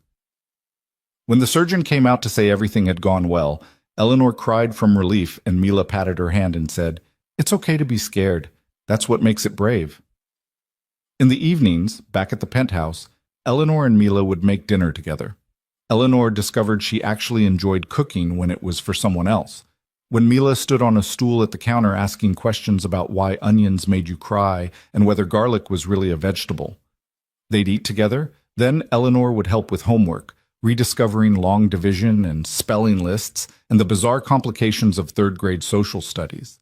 Then they'd read together, curled up on Eleanor's obscenely expensive couch, working through The Lion, The Witch, and The Wardrobe. Mila would fall asleep against Eleanor's shoulder around 8:30, and Eleanor would carry her to bed, this small, solid weight of trust and responsibility, and tuck her in with a tenderness she didn't know she possessed. Then Eleanor would return to her laptop and work until midnight, handling the crisis of the day, making decisions that affected thousands of employees and millions of dollars, living her double life but with the balance shifting, the personal starting to outweigh the professional in ways that terrified her. On Friday evening, after 5 days of this new routine, Caleb was finally cleared to go home from the hospital. Eleanor and Mila arrived to find him dressed in real clothes, sweatpants and a t-shirt that hung loose on his frame, sitting in a wheelchair by his bed. "Ready to escape?" Eleanor asked. "More than ready." Caleb smiled, but it was strained, "though I'm not looking forward to navigating stairs on crutches." About that, Eleanor had been dreading this conversation. "Your apartment building doesn't have an elevator, 3 flights of stairs." "Your doctor said, I can handle stairs." Caleb's voice was defensive. "Your doctor said you should avoid stairs for at least 2 weeks. Eleanor pulled out her phone and showed him the email Dr. Martinez had sent her that morning, after she'd asked about post-discharge recommendations. "It's not safe, Caleb." "So what do you suggest? I sleep on the landing?" He was frustrated, in pain, scared about going home to an apartment he couldn't navigate. Eleanor could see it all in his face. "Stay with me." The words came out before she could stop them. "The penthouse has an elevator. The guest room has an attached bathroom. You won't have to navigate stairs or worry about falling, and Mila is already there." Caleb stared at her. "Stay with you? In your apartment?" "Yes, just until you can handle stairs safely. 2 weeks, maybe 3. "Eleanor." Caleb's voice was carefully controlled. "I appreciate everything you've done, but I need to go home. I need to be in my own space with my daughter." "Your daughter is in my space." Eleanor knelt down to be at eye level with his wheelchair. "And she's been asking every day when you're coming home. I think to her, home is wherever you are. The location doesn't matter." Caleb looked at Mila, who was standing quietly nearby, holding her father's hospital bag. "Is that true, baby? Do you want me to stay at Eleanor's place?" "I want you to be okay, Daddy." Mila's voice was small. "And Eleanor's place has a really comfy couch, and she makes good pancakes, and the building has a doorman who remembers my name."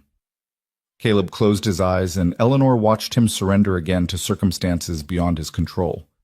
"Okay, 2 weeks, but then we go home, regardless of what the doctor says." 2 weeks, Eleanor agreed, even though she knew she'd fight him on that timeline when it came. Getting Caleb from his hospital to Eleanor's penthouse was a logistical challenge that required coordination between hospital staff, building security, and Eleanor's driver. By the time they got him settled on the couch in Eleanor's living room, his leg elevated on pillows, pain medication within reach, Mila curled up beside him, it was past 9 p.m. and everyone was exhausted. "I'll order dinner," Eleanor said. "What sounds good?" "Whatever's easy." Caleb was looking around the space properly for the first time, taking in the soaring ceilings and designer furniture and the view that probably cost more per square foot than his entire apartment. His expression was difficult to read. "This is some property management job." Eleanor's stomach dropped. Here it was, the moment she'd been dreading and anticipating in equal measure. "Caleb, how much do property managers make anyway?" His voice was light, but there was an edge to it. "Because this place must cost what, $5,000 a month? 6? More?" "Caleb." Eleanor sat down in the chair across from him, her heart pounding. "We need to talk." "Yeah." He met her eyes directly. "I think we do, because I've been lying in a hospital bed for 5 days with nothing to do but think, and I've realized I don't actually know much about you, your job, your life, where you come from. You know everything about me, where I work, where I live, how much I make, what my late wife did for a living, but you've been really careful about not sharing much yourself." Mila had gone very still, sensing tension. "You're right," Eleanor said quietly. "I haven't been honest with you about a lot of things." "Is Eleanor even your real name?" There was hurt in Caleb's voice now, mixing with the anger. Yes, Eleanor Wright, that's my real name. She took a breath, feeling like she was standing on a cliff about to jump. But what I do? I didn't lie exactly, but I wasn't honest. I don't just work in real estate, I own a real estate development company, a large one. Caleb was very quiet. How large? Large enough that you've probably heard of it. Eleanor Wright Holdings. She watched understanding dawn on his face, watched him process the implications. He was quiet for a long moment, his jaw working like he was trying to decide what to say. When he finally spoke, his voice was flat. You're that Eleanor Wright, the billionaire, the one who was on the cover of Forbes last year. Yes. The one who owns half the commercial real estate in Seattle. Not half, maybe a third. Eleanor tried for humor and failed utterly. Caleb didn't laugh, he didn't yell. He just looked at her with an expression that was worse than anger, disappointment mixed with betrayal. When were you planning to tell me? When were you going to mention that you're one of the richest people in the city? I wanted to tell you so many times. At dinner, at the hospital. But you didn't. His voice was hard now. You let me think you were normal. You let me talk about money problems and worry about rent and feel embarrassed about not being able to afford things, all while you were sitting on billions.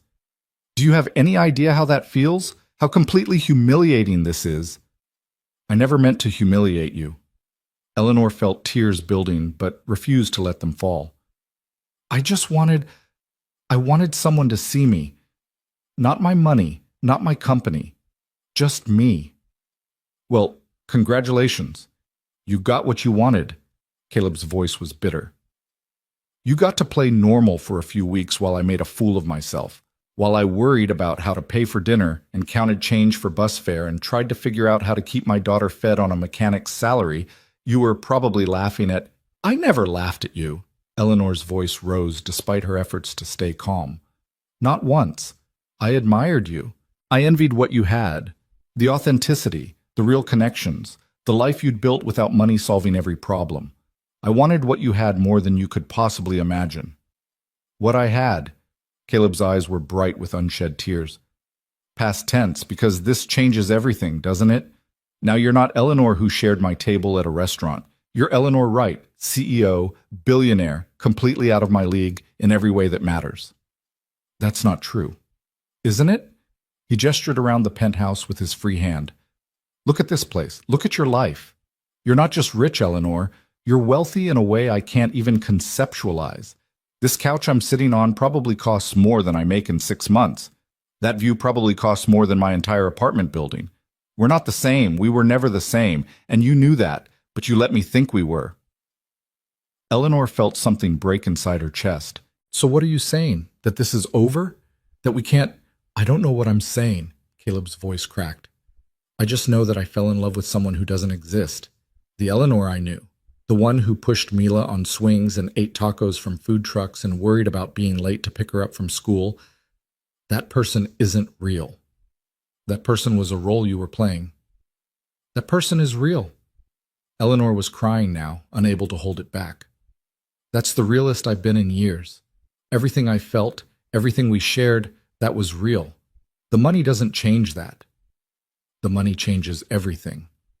Caleb looked at his daughter, who was crying silently, watching her world fall apart again. Mila, baby, go to your room for a few minutes. Eleanor and I need to talk alone. Don't fight, Mila whispered. Please don't fight. I can't lose Eleanor too. The words hung in the air, devastating in their simplicity. Caleb's face crumpled and he pulled his daughter close with his free arm. You're not losing anyone, baby. I promise. But it felt like a promise neither of them could keep. Eleanor watched Mila walk slowly to her room, shoulders hunched, and felt the weight of what her deception had cost settling onto her chest like a physical thing. When they were alone, Caleb spoke first. I need time to think, to process this. But I can't do that here, in your penthouse, surrounded by your money, feeling like a charity case you took in. You're not a charity case. Eleanor's voice was desperate. You're someone I love, someone I want in my life. How? Caleb's question was raw, honest. How does this work, Eleanor? You go back to your billion-dollar empire and I go back to my auto repair job and we pretend there's not this massive imbalance between us? You buy dinner, you pay for things, you solve my problems with money while what? Let you? Feel emasculated and useless? Watch my daughter get attached to a lifestyle I can't provide? I don't want to solve your problems with money. I just want to be with you. But you can't separate yourself from the money. It's who you are. It's how you move through the world. Caleb's voice softened slightly. And I'm not saying that's wrong. You built something incredible. You should be proud of that. But it makes us fundamentally incompatible. It doesn't have to. Eleanor moved to sit beside him on the couch, careful not to jostle his injured leg. We can figure this out. We can find a balance. Can we? Caleb looked at her directly. Be honest. What happens when I go back to work? When I'm at the shop doing oil changes for $40 an hour while you're in boardrooms making million-dollar decisions? When I take Mila back to our apartment with its peeling paint and broken elevator while you're here in your palace in the sky? How long before you start to see me as a project instead of a partner? That won't happen. You don't know that. Caleb ran a hand through his hair, that gesture of stress Eleanor had learned to recognize. I've had 6 months of people pitying me since Sarah died. I can't handle being pitied by someone I love. I'd rather be alone. The words hit like a slap. Eleanor stood, needing distance, needing to move. She walked to the window and stared out at the city spread below her like a map of her empire. Out there were buildings with her name on them, properties she'd acquired and developed, the physical manifestation of everything she'd built. And none of it mattered compared to the man on her couch, who looked at her like she'd betrayed him. Because she had. I'm sorry, Eleanor said quietly, not turning around. I'm sorry I lied. I'm sorry I wasn't honest from the beginning. You deserved better than that. Yeah, Caleb's voice was heavy. I did. But what's done is done. Now we have to figure out how to move forward. Do we? Eleanor turned to face him. Move forward? Or is this where we end? Caleb was quiet for a long time. When he finally spoke, his voice was exhausted. I don't know. I honestly don't know. But I know I can't make that decision tonight, in this much pain, while my daughter is crying in the other room because the adults in her life can't figure out their problems. Okay? Eleanor nodded. Then you stay here for your recovery like we planned.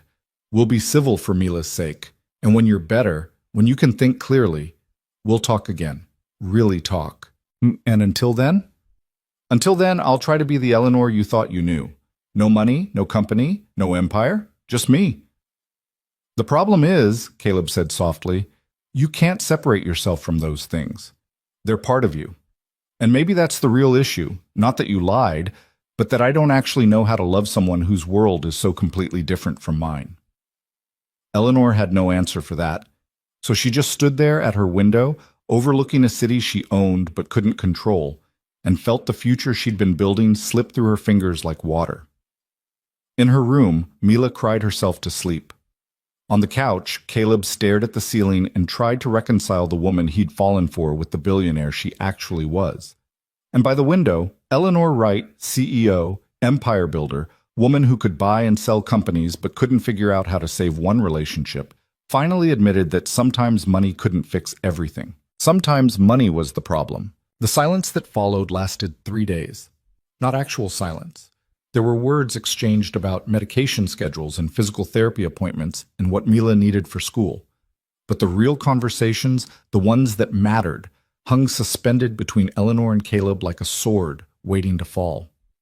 Eleanor threw herself into being present in ways that had nothing to do with money. She cooked breakfast every morning, drove Mila to school herself, worked from the dining room table instead of disappearing into her office. She helped with homework and read bedtime stories and did everything she could to prove that she could be just Eleanor, not Eleanor Wright, billionaire CEO. But the tension was suffocating. Caleb was polite, grateful even, but distant in a way that hurt more than anger would have. He'd thank her for meals and accept her help getting to physical therapy, but he wouldn't quite meet her eyes, wouldn't let conversations drift beyond the practical, wouldn't let her close. On Monday morning, a week after the confrontation, Eleanor dropped Mila at school and returned to find Caleb attempting to make coffee one-handed while balancing on crutches. She watched him struggle for a moment before stepping in to help, and something in him finally broke. "I can do it myself," he snapped, then immediately looked contrite. "I'm sorry. That was unfair." "It's okay to be frustrated." Eleanor finished making the coffee and handed him a mug. "You're used to being independent. This has to be hard. It's not just the injury." Caleb accepted the coffee and moved carefully to the couch, his movements still stiff with pain. "It's everything. Being here in your space, accepting your help, feeling like I can't contribute anything while you're—" He gestured vaguely around the penthouse. "While you're taking care of everything." Eleanor sat in the chair across from him, maintaining careful distance. "I'm not trying to make you feel useless. I'm trying to help someone I care about." "I know, but caring doesn't change the facts." Caleb set down his coffee and looked at her directly for the first time in days. "I've been thinking about what you said, about wanting someone to see you instead of your money, and I understand that, I really do. But Eleanor, you can't have it both ways. You can't want to be seen as a regular person while living in an $8 million penthouse. You can't want a normal relationship while running an empire that affects thousands of people's lives. So what are you saying? That we're impossible?" "I'm saying we need to be honest about what this is." Caleb's voice was steady but sad. "You're not going to give up your company. I'm not going to suddenly become wealthy. And Mila," his voice caught, "Mila's going to get hurt no matter what we do. She's already attached to you. She talks about you like your family. And when this ends, why does it have to end?" Eleanor heard the desperation in her voice and hated it. "Why can't we figure out how to make it work?" "Because I don't know how to be with someone whose world is so different from mine." Caleb ran his hand through his hair. "Every time you solve a problem with money, and you do, constantly, without even thinking about it, I feel smaller. Every time Mila sees how you live versus how we live, I worry about what she's learning. That money equals worth. That what I can provide isn't enough. That's not what I think. That's not what I'm teaching her. Maybe not intentionally, but impact matters more than intent." Caleb's eyes were bright with unshed tears. "Sarah and I built our life on different values. We taught Mila that happiness comes from people, not things. That character matters more than wealth. But how do I maintain those lessons when she's living in luxury and seeing firsthand how much easier money makes everything?" Eleanor felt her own tears threatening. "So what do you want me to do? Pretend I'm not who I am? Give away everything I built?" "No. I want you to be honest with yourself about what you want." Caleb leaned forward, wincing as his ribs protested the movement. "Do you want a relationship with me and Mila? Really want it? Or do you want the idea of us? The picture of normalcy we represent, the escape from your lonely billionaire life?" The question hit like a physical blow. Eleanor opened her mouth to deny it, to insist she wanted them specifically, not what they represented. But Caleb's eyes were too knowing, too perceptive. "I don't know," she admitted quietly. "I don't know how to separate what I feel for you from what you make me feel about myself. When I'm with you and Mila, I like who I am. I feel real in a way I haven't felt in years. But is that love, or is that just using you as an escape? That's the question, isn't it?" Caleb's voice was gentle now, understanding. "And until you can answer it honestly, we're just going to keep hurting each other." They sat in silence for a long moment, the morning light streaming through the windows, illuminating the impossible gulf between them.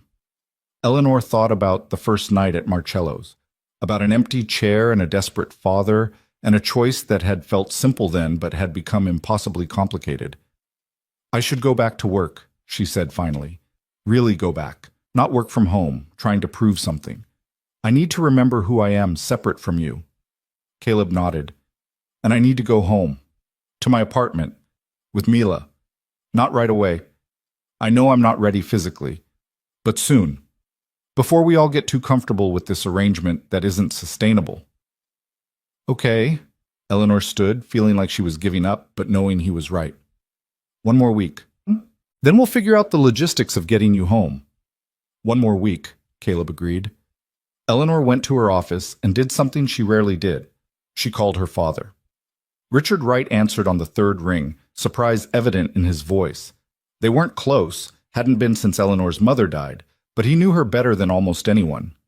He'd watched her build her empire, understood the drive that made her work 80-hour weeks and sacrifice everything personal for professional success. "Eleanor? Is everything all right?"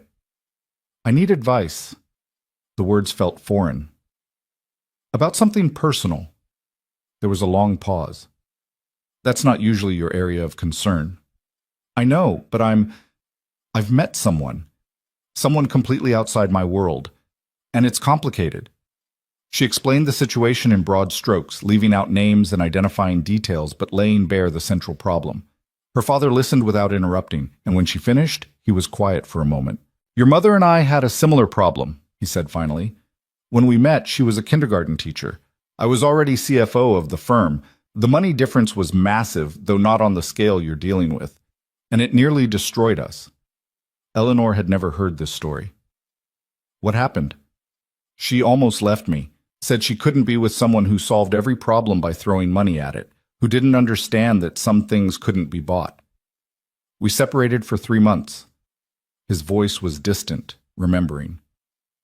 Worst 3 months of my life. Made me realize that she was right. I had been using money as a substitute for actual presence, for genuine connection. So I changed. Cut back my hours, started being home for dinner, learned to ask before solving, to listen before fixing. Did it work? We had 15 years together before she died. 15 good years. But Eleanor's... His voice turned serious.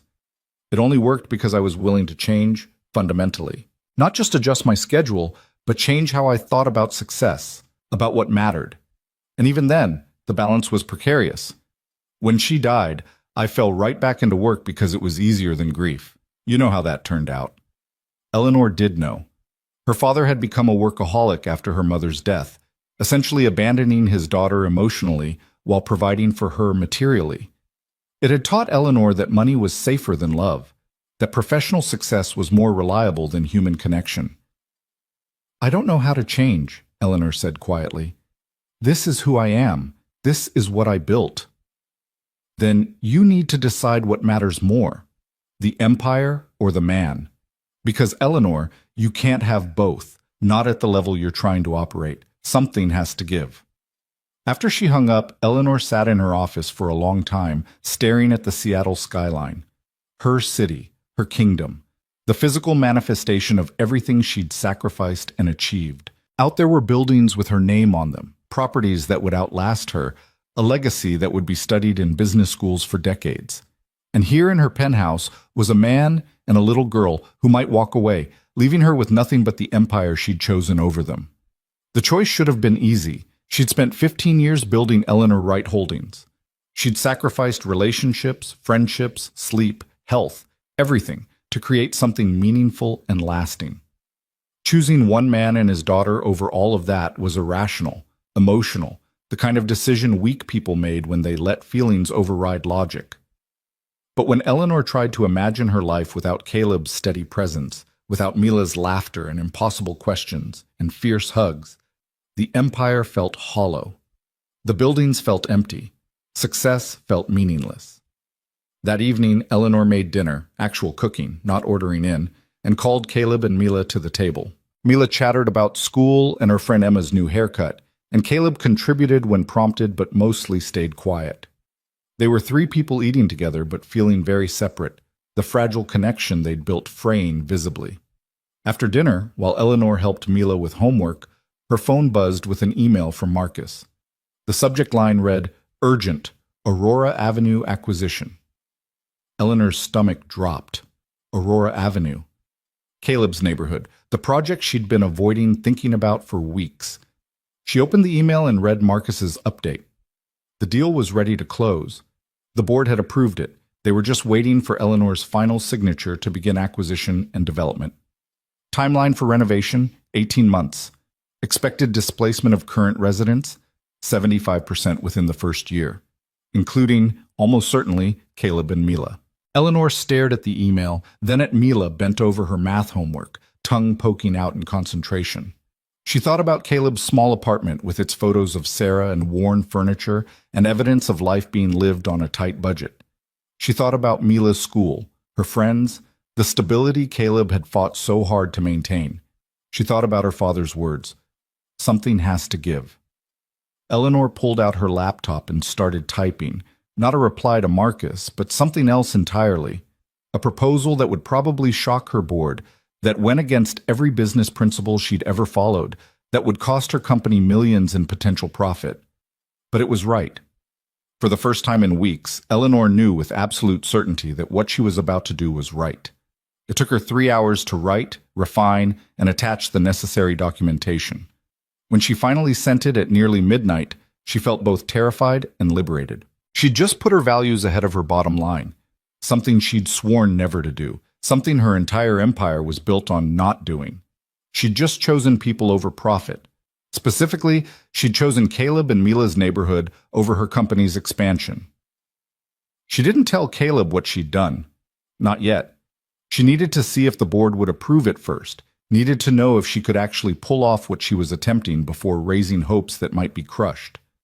The next 2 days passed in a blur of negotiations and difficult conversations. The board was skeptical, Marcus was openly hostile, and Rebecca looked at Eleanor like she'd lost her mind. But Eleanor held firm, using every ounce of authority and persuasion she'd developed over 15 years to push through her alternative proposal. Instead of acquiring and developing the Aurora Avenue properties for maximum profit, Eleanor Wright Holdings would invest in community renovation, maintaining current affordable housing, updating infrastructure, supporting local businesses. Lower returns, longer timeline, but preserving the neighborhood's character and keeping current residents in place. It was radical. It was expensive. It went against everything real estate development stood for. The board approved it by a single vote on Wednesday afternoon. Eleanor immediately called a press conference for Friday morning to announce the new community-focused approach. Then she went home to her penthouse, to where Caleb was attempting physical therapy exercises on the floor and Mila was building elaborate structures with blocks on the coffee table. "Can we talk?" Eleanor asked Caleb. "Tomorrow morning, before Mila wakes up?" He looked wary, but nodded. "Okay." That night, Eleanor barely slept. She rehearsed what she'd say, discarded various approaches, tried to find the right words to explain what she'd done and why. But in the end, she knew that words wouldn't matter nearly as much as actions.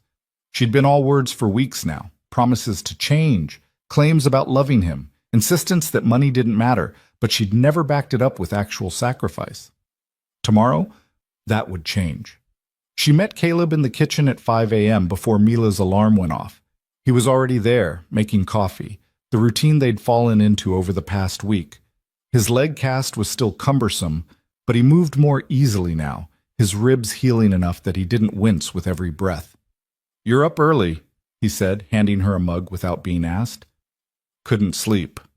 Eleanor wrapped her hands around the warm ceramic, gathering courage.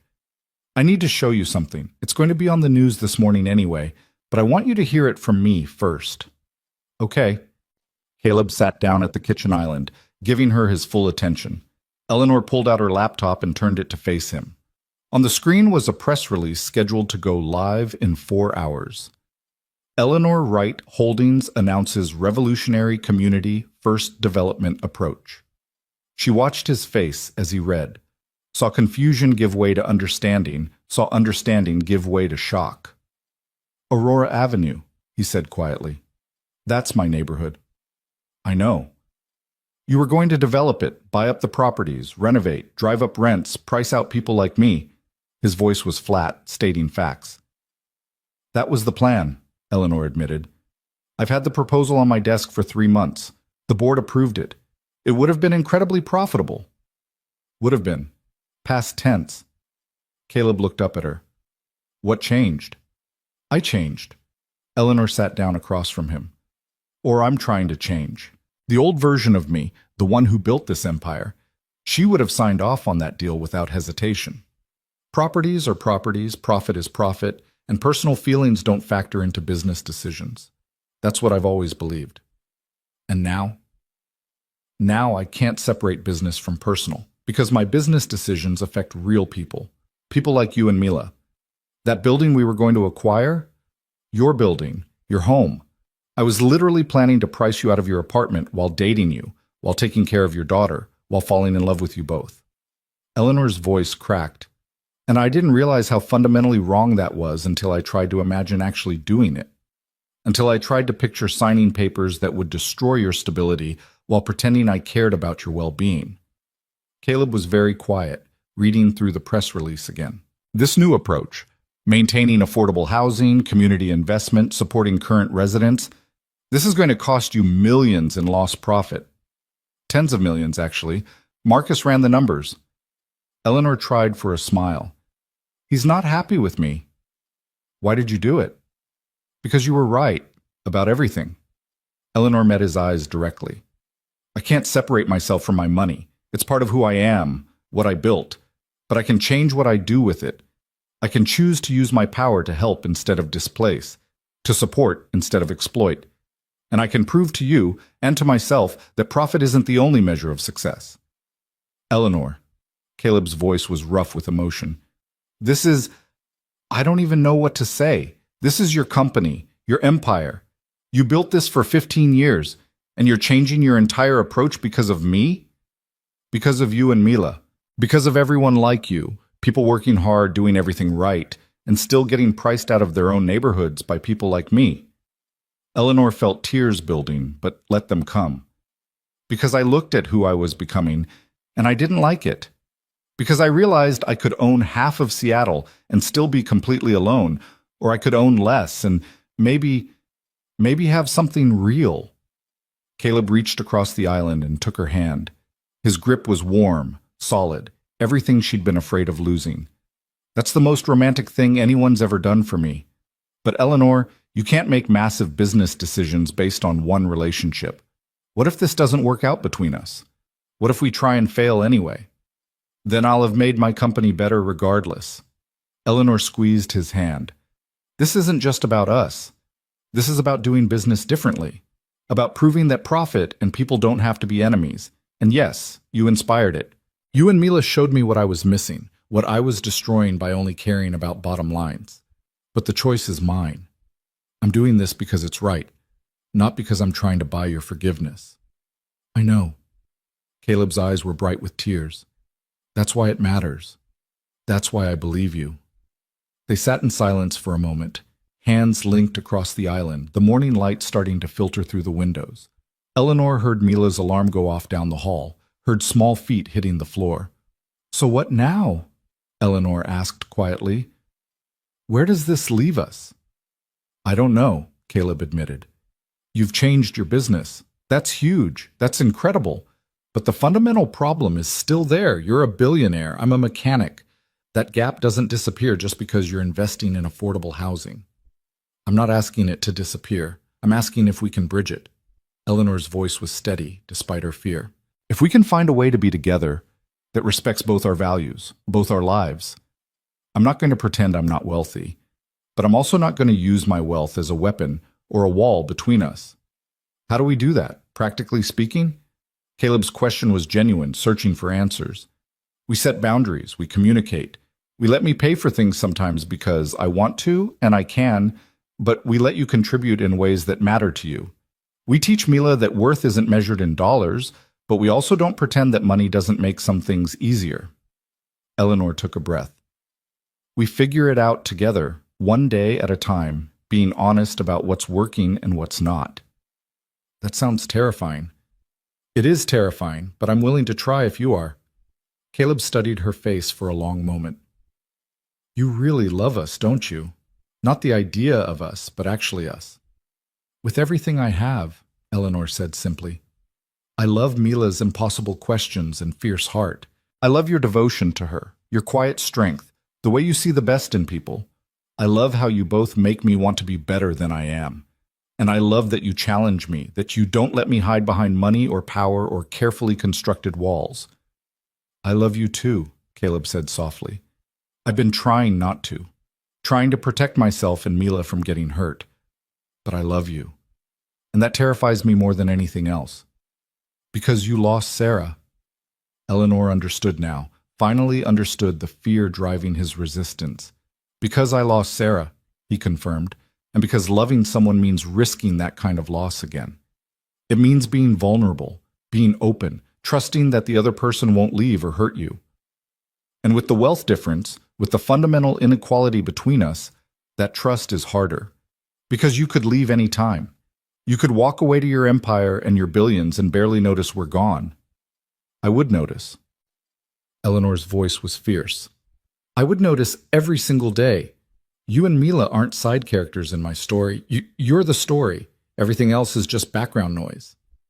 Mila appeared in the doorway, sleepy and disheveled in her unicorn pajamas. Are you guys fighting again? Because if you are, I'm going to need you to stop. Fighting makes my tummy hurt. Eleanor and Caleb both laughed, the tension breaking. We're not fighting, baby, Caleb said. We're actually figuring things out. Good. Mila climbed onto the stool next to her father. Because I've been thinking about this a lot, and I have some ideas. You have ideas? Eleanor couldn't help but smile. About us? About all of us. Mila's voice was very serious. You and Daddy are making this too complicated. It's actually really simple. Do you want to be a family or not? Out of the mouths of children. Eleanor looked at Caleb, saw her own emotion reflected in his face. Yes, she said, I want to be a family. Me too, Caleb added quietly. Good. Then you are. Mila said it like it was the most obvious thing in the world. Family isn't about where you live or how much money you have. It's about choosing each other every day. Mama taught me that before she died. She said family is who shows up when things are hard and who celebrates when things are good and who loves you even when you're being annoying. That's very wise, Eleanor said, her throat tight. I know. I'm 8. Mila grinned, then turned serious again. But you both have to promise something. Promise you'll keep choosing us. Not just when it's easy or when it makes sense, but even when it's hard and scary and you don't know if it's going to work. Eleanor and Caleb looked at each other. In his eyes, Eleanor saw her own fear reflected back. The terror of committing, of being vulnerable, of risking everything for something that might not last. But she also saw hope and love and the willingness to try. I promise, Eleanor said. I promise, Caleb echoed. Good. Mila hopped off her stool. Now, can someone make me pancakes? All this family stuff makes me hungry. The press conference that morning went better than Eleanor expected. She stood in front of cameras and reporters and announced Eleanor Wright Holdings' new Community First approach, fielded questions about profit margins and shareholder reactions, and explained her vision for development that served people instead of displacing them. Why the change? One reporter asked. Eleanor Wright Holdings has always been known for maximizing returns. This new approach seems to go against your entire business model. Eleanor thought about Caleb watching from her penthouse, about Mila at school probably drawing pictures of unicorns, about the choice she'd made that had nothing to do with business and everything to do with values. Because profit isn't the only metric that matters, she said clearly. Because cities are made of people, not properties. And because I finally realized that the kind of success that leaves people homeless isn't success. It's just greed dressed up in business language. The quote went viral. By evening, Eleanor Wright was trending on social media, some praising her new approach, others calling her naive or questioning her business acumen. Her stock price dipped 2%, then recovered, then stabilized. She didn't care. She went home to where Caleb was attempting to make dinner one-handed, and Mila was setting the table with exaggerated care, and she felt more successful than she had after closing any billion-dollar deal. The next 2 weeks were a careful dance of figuring out how to be together. Caleb moved back to his apartment when the doctor cleared him for stairs, and Eleanor helped him navigate the move without taking over. She paid for a few modifications to make the apartment more accessible during his recovery, a grab bar in the bathroom, a shower chair, better lighting, but she asked first and accepted when he said no to other suggestions. They fell into a new routine. Eleanor would come to Caleb's apartment 3 nights a week for dinner, taking turns cooking, learning to be comfortable in his modest space without constantly comparing it to her penthouse. Caleb and Mila would come to Eleanor's place on weekends, and slowly Caleb got more comfortable there, learned to see it as just where Eleanor lived instead of a monument to inequality. They set boundaries about money. Eleanor paid for big things, medical bills, Mila's upcoming birthday party, a family vacation they were planning. Caleb paid for small things, coffee, takeout, movie tickets. It wasn't equal, but it was equitable. They were both contributing what they could, both showing up, both choosing this life they were building together. Eleanor cut back her hours at work, delegating more to Marcus and Rebecca, accepting that she couldn't do everything herself. She missed Mila's soccer games only once in 2 months. She was there for bedtime stories, for school plays, for the ordinary moments that made up a life. And slowly, painfully, honestly, they built something real. 3 months after Caleb's accident, on a Saturday afternoon at the playground where this had all begun, Eleanor watched Mila on the swings and felt Caleb take her hand. "I've been thinking," he said quietly. "That's usually dangerous," Eleanor teased, but her heart was pounding. "I want to do this right. Not rush into anything, but not run away from it either." Caleb turned to face her fully. "I want us to be a family, officially, eventually, when the time is right." Eleanor felt tears prick her eyes. "Like marriage?" "Like marriage. Not now. Mila's still adjusting to having you in our lives, and I want to make sure we're solid first.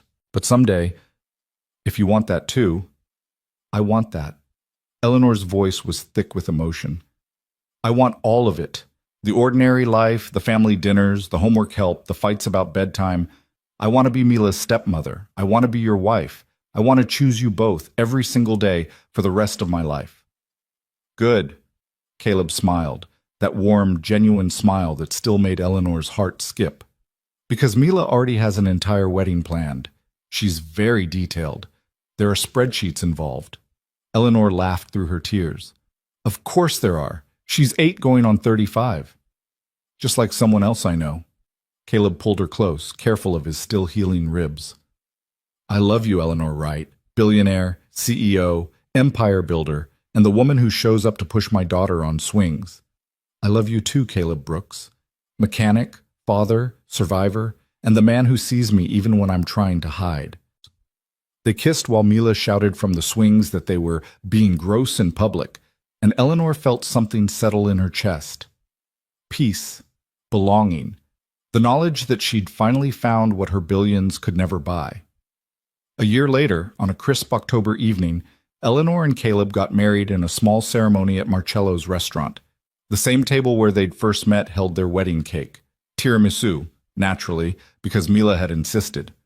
The guest list was small: close friends, Caleb's parents, Eleanor's father who cried through the entire ceremony. Mila was the flower girl, wearing a dress she'd helped design and carrying a bouquet that included dandelions because that's what Eleanor gave me first, so it's traditional now. She took her job very seriously, scattering petals with mathematical precision and announcing to everyone who'd listen that she'd known they'd get married from the very beginning, even when they were being stubborn about it. Eleanor wore a simple white dress, no designer label, because Caleb loved her in simple things. He wore a suit he'd bought himself, refusing Eleanor's offer to pay for something more expensive, and he looked more handsome than any man in $1,000 tailoring ever had. When they exchanged vows, Eleanor promised to show up, to be present, to choose people over profit every single day. Caleb promised to trust, to be vulnerable, to let her love him even when it scared him. They both promised Mila that they'd be a family, messy and complicated and real, but always choosing each other. Antonio, their waiter from that first night, had tears streaming down his face as he served their wedding dinner. "I knew it," he kept saying to anyone who'd listen. "I knew when she gave up her table that night. I knew they were meant to be." After dinner, Eleanor and Caleb stood at the same window where Eleanor had once watched them drive away in a cab, feeling empty and alone. Now Caleb's arm was around her waist. Mila was holding both their hands, and Eleanor felt full in a way that had nothing to do with food or wine or celebration. "Thank you," Caleb said quietly, just for her. "For showing up that night. For choosing us." "Thank you for being worth choosing," Eleanor replied. "For teaching me what actually matters." "What actually matters?" Mila piped up, because she never missed a conversation. Eleanor knelt down to her stepdaughter's level. People. Love. Family. Showing up for each other even when it's hard. Being brave enough to be vulnerable. All the stuff you can't buy but that makes life worth living. "That's good," Mila said seriously. You should write that down for when I get married someday and need wisdom. You're 8, Caleb protested. No one's getting married for a very long time. I'm just planning ahead, like you always tell me to. Mila grinned. Being prepared is being responsible. Eleanor and Caleb exchanged a look over their daughter's head.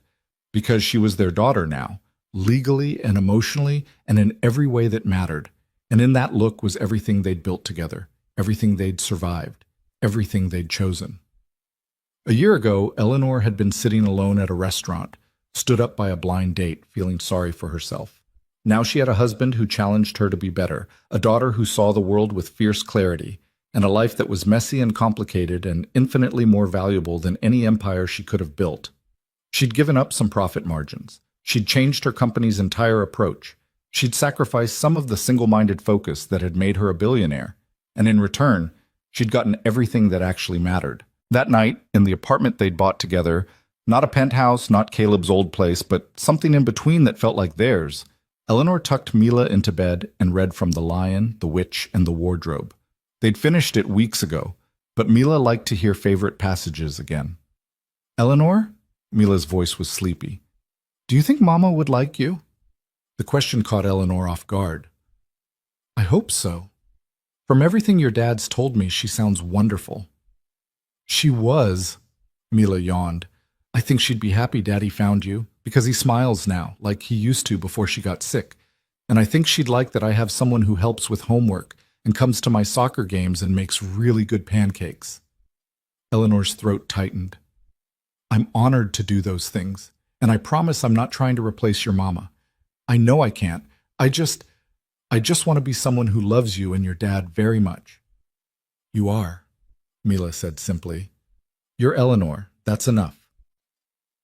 Later, lying in bed with Caleb, his arm around her shoulders, and the quiet sounds of Seattle filtering through the window, Eleanor thought about empty chairs and second chances, about the randomness of a missed reservation and the choice to offer a table to strangers, about how one moment of kindness could reshape an entire life. What are you thinking about? Caleb asked, his voice rumbling through his chest. About fate, about choices, about how grateful I am for traffic jams and dead phone batteries and desperate fathers who show up at restaurants begging for tables. Caleb laughed softly. That was not my finest moment. I was so desperate, so scared I'd break my promise to Mila. It was your finest moment, Eleanor corrected. You were a father who kept his word, who did whatever it took to make his daughter's birthday special. That's the man I fell in love with. And you were a woman who saw two strangers struggling and chose kindness over convenience. That's the woman I'm honored to call my wife. They lay in comfortable silence for a while, the kind of quiet that spoke to deep contentment. Eleanor thought about her company, about the community-first development model that was slowly proving successful despite initial skepticism. She thought about the buildings she owned and the families who lived in them, about the legacy she was building that was about more than just profit. But mostly she thought about this, the ordinary miracle of lying beside someone you loved, knowing your stepdaughter slept safely down the hall, knowing you'd wake up tomorrow and do it all again. The simple routine of a shared life that somehow mattered more than any billion-dollar deal. I love you, she said quietly. I love you too, Caleb replied. Billionaire. Mechanic, Eleanor shot back, the old teasing familiarity comfortable between them. We're pretty strange as couples go, Caleb observed. The best ones usually are. Eleanor nestled closer.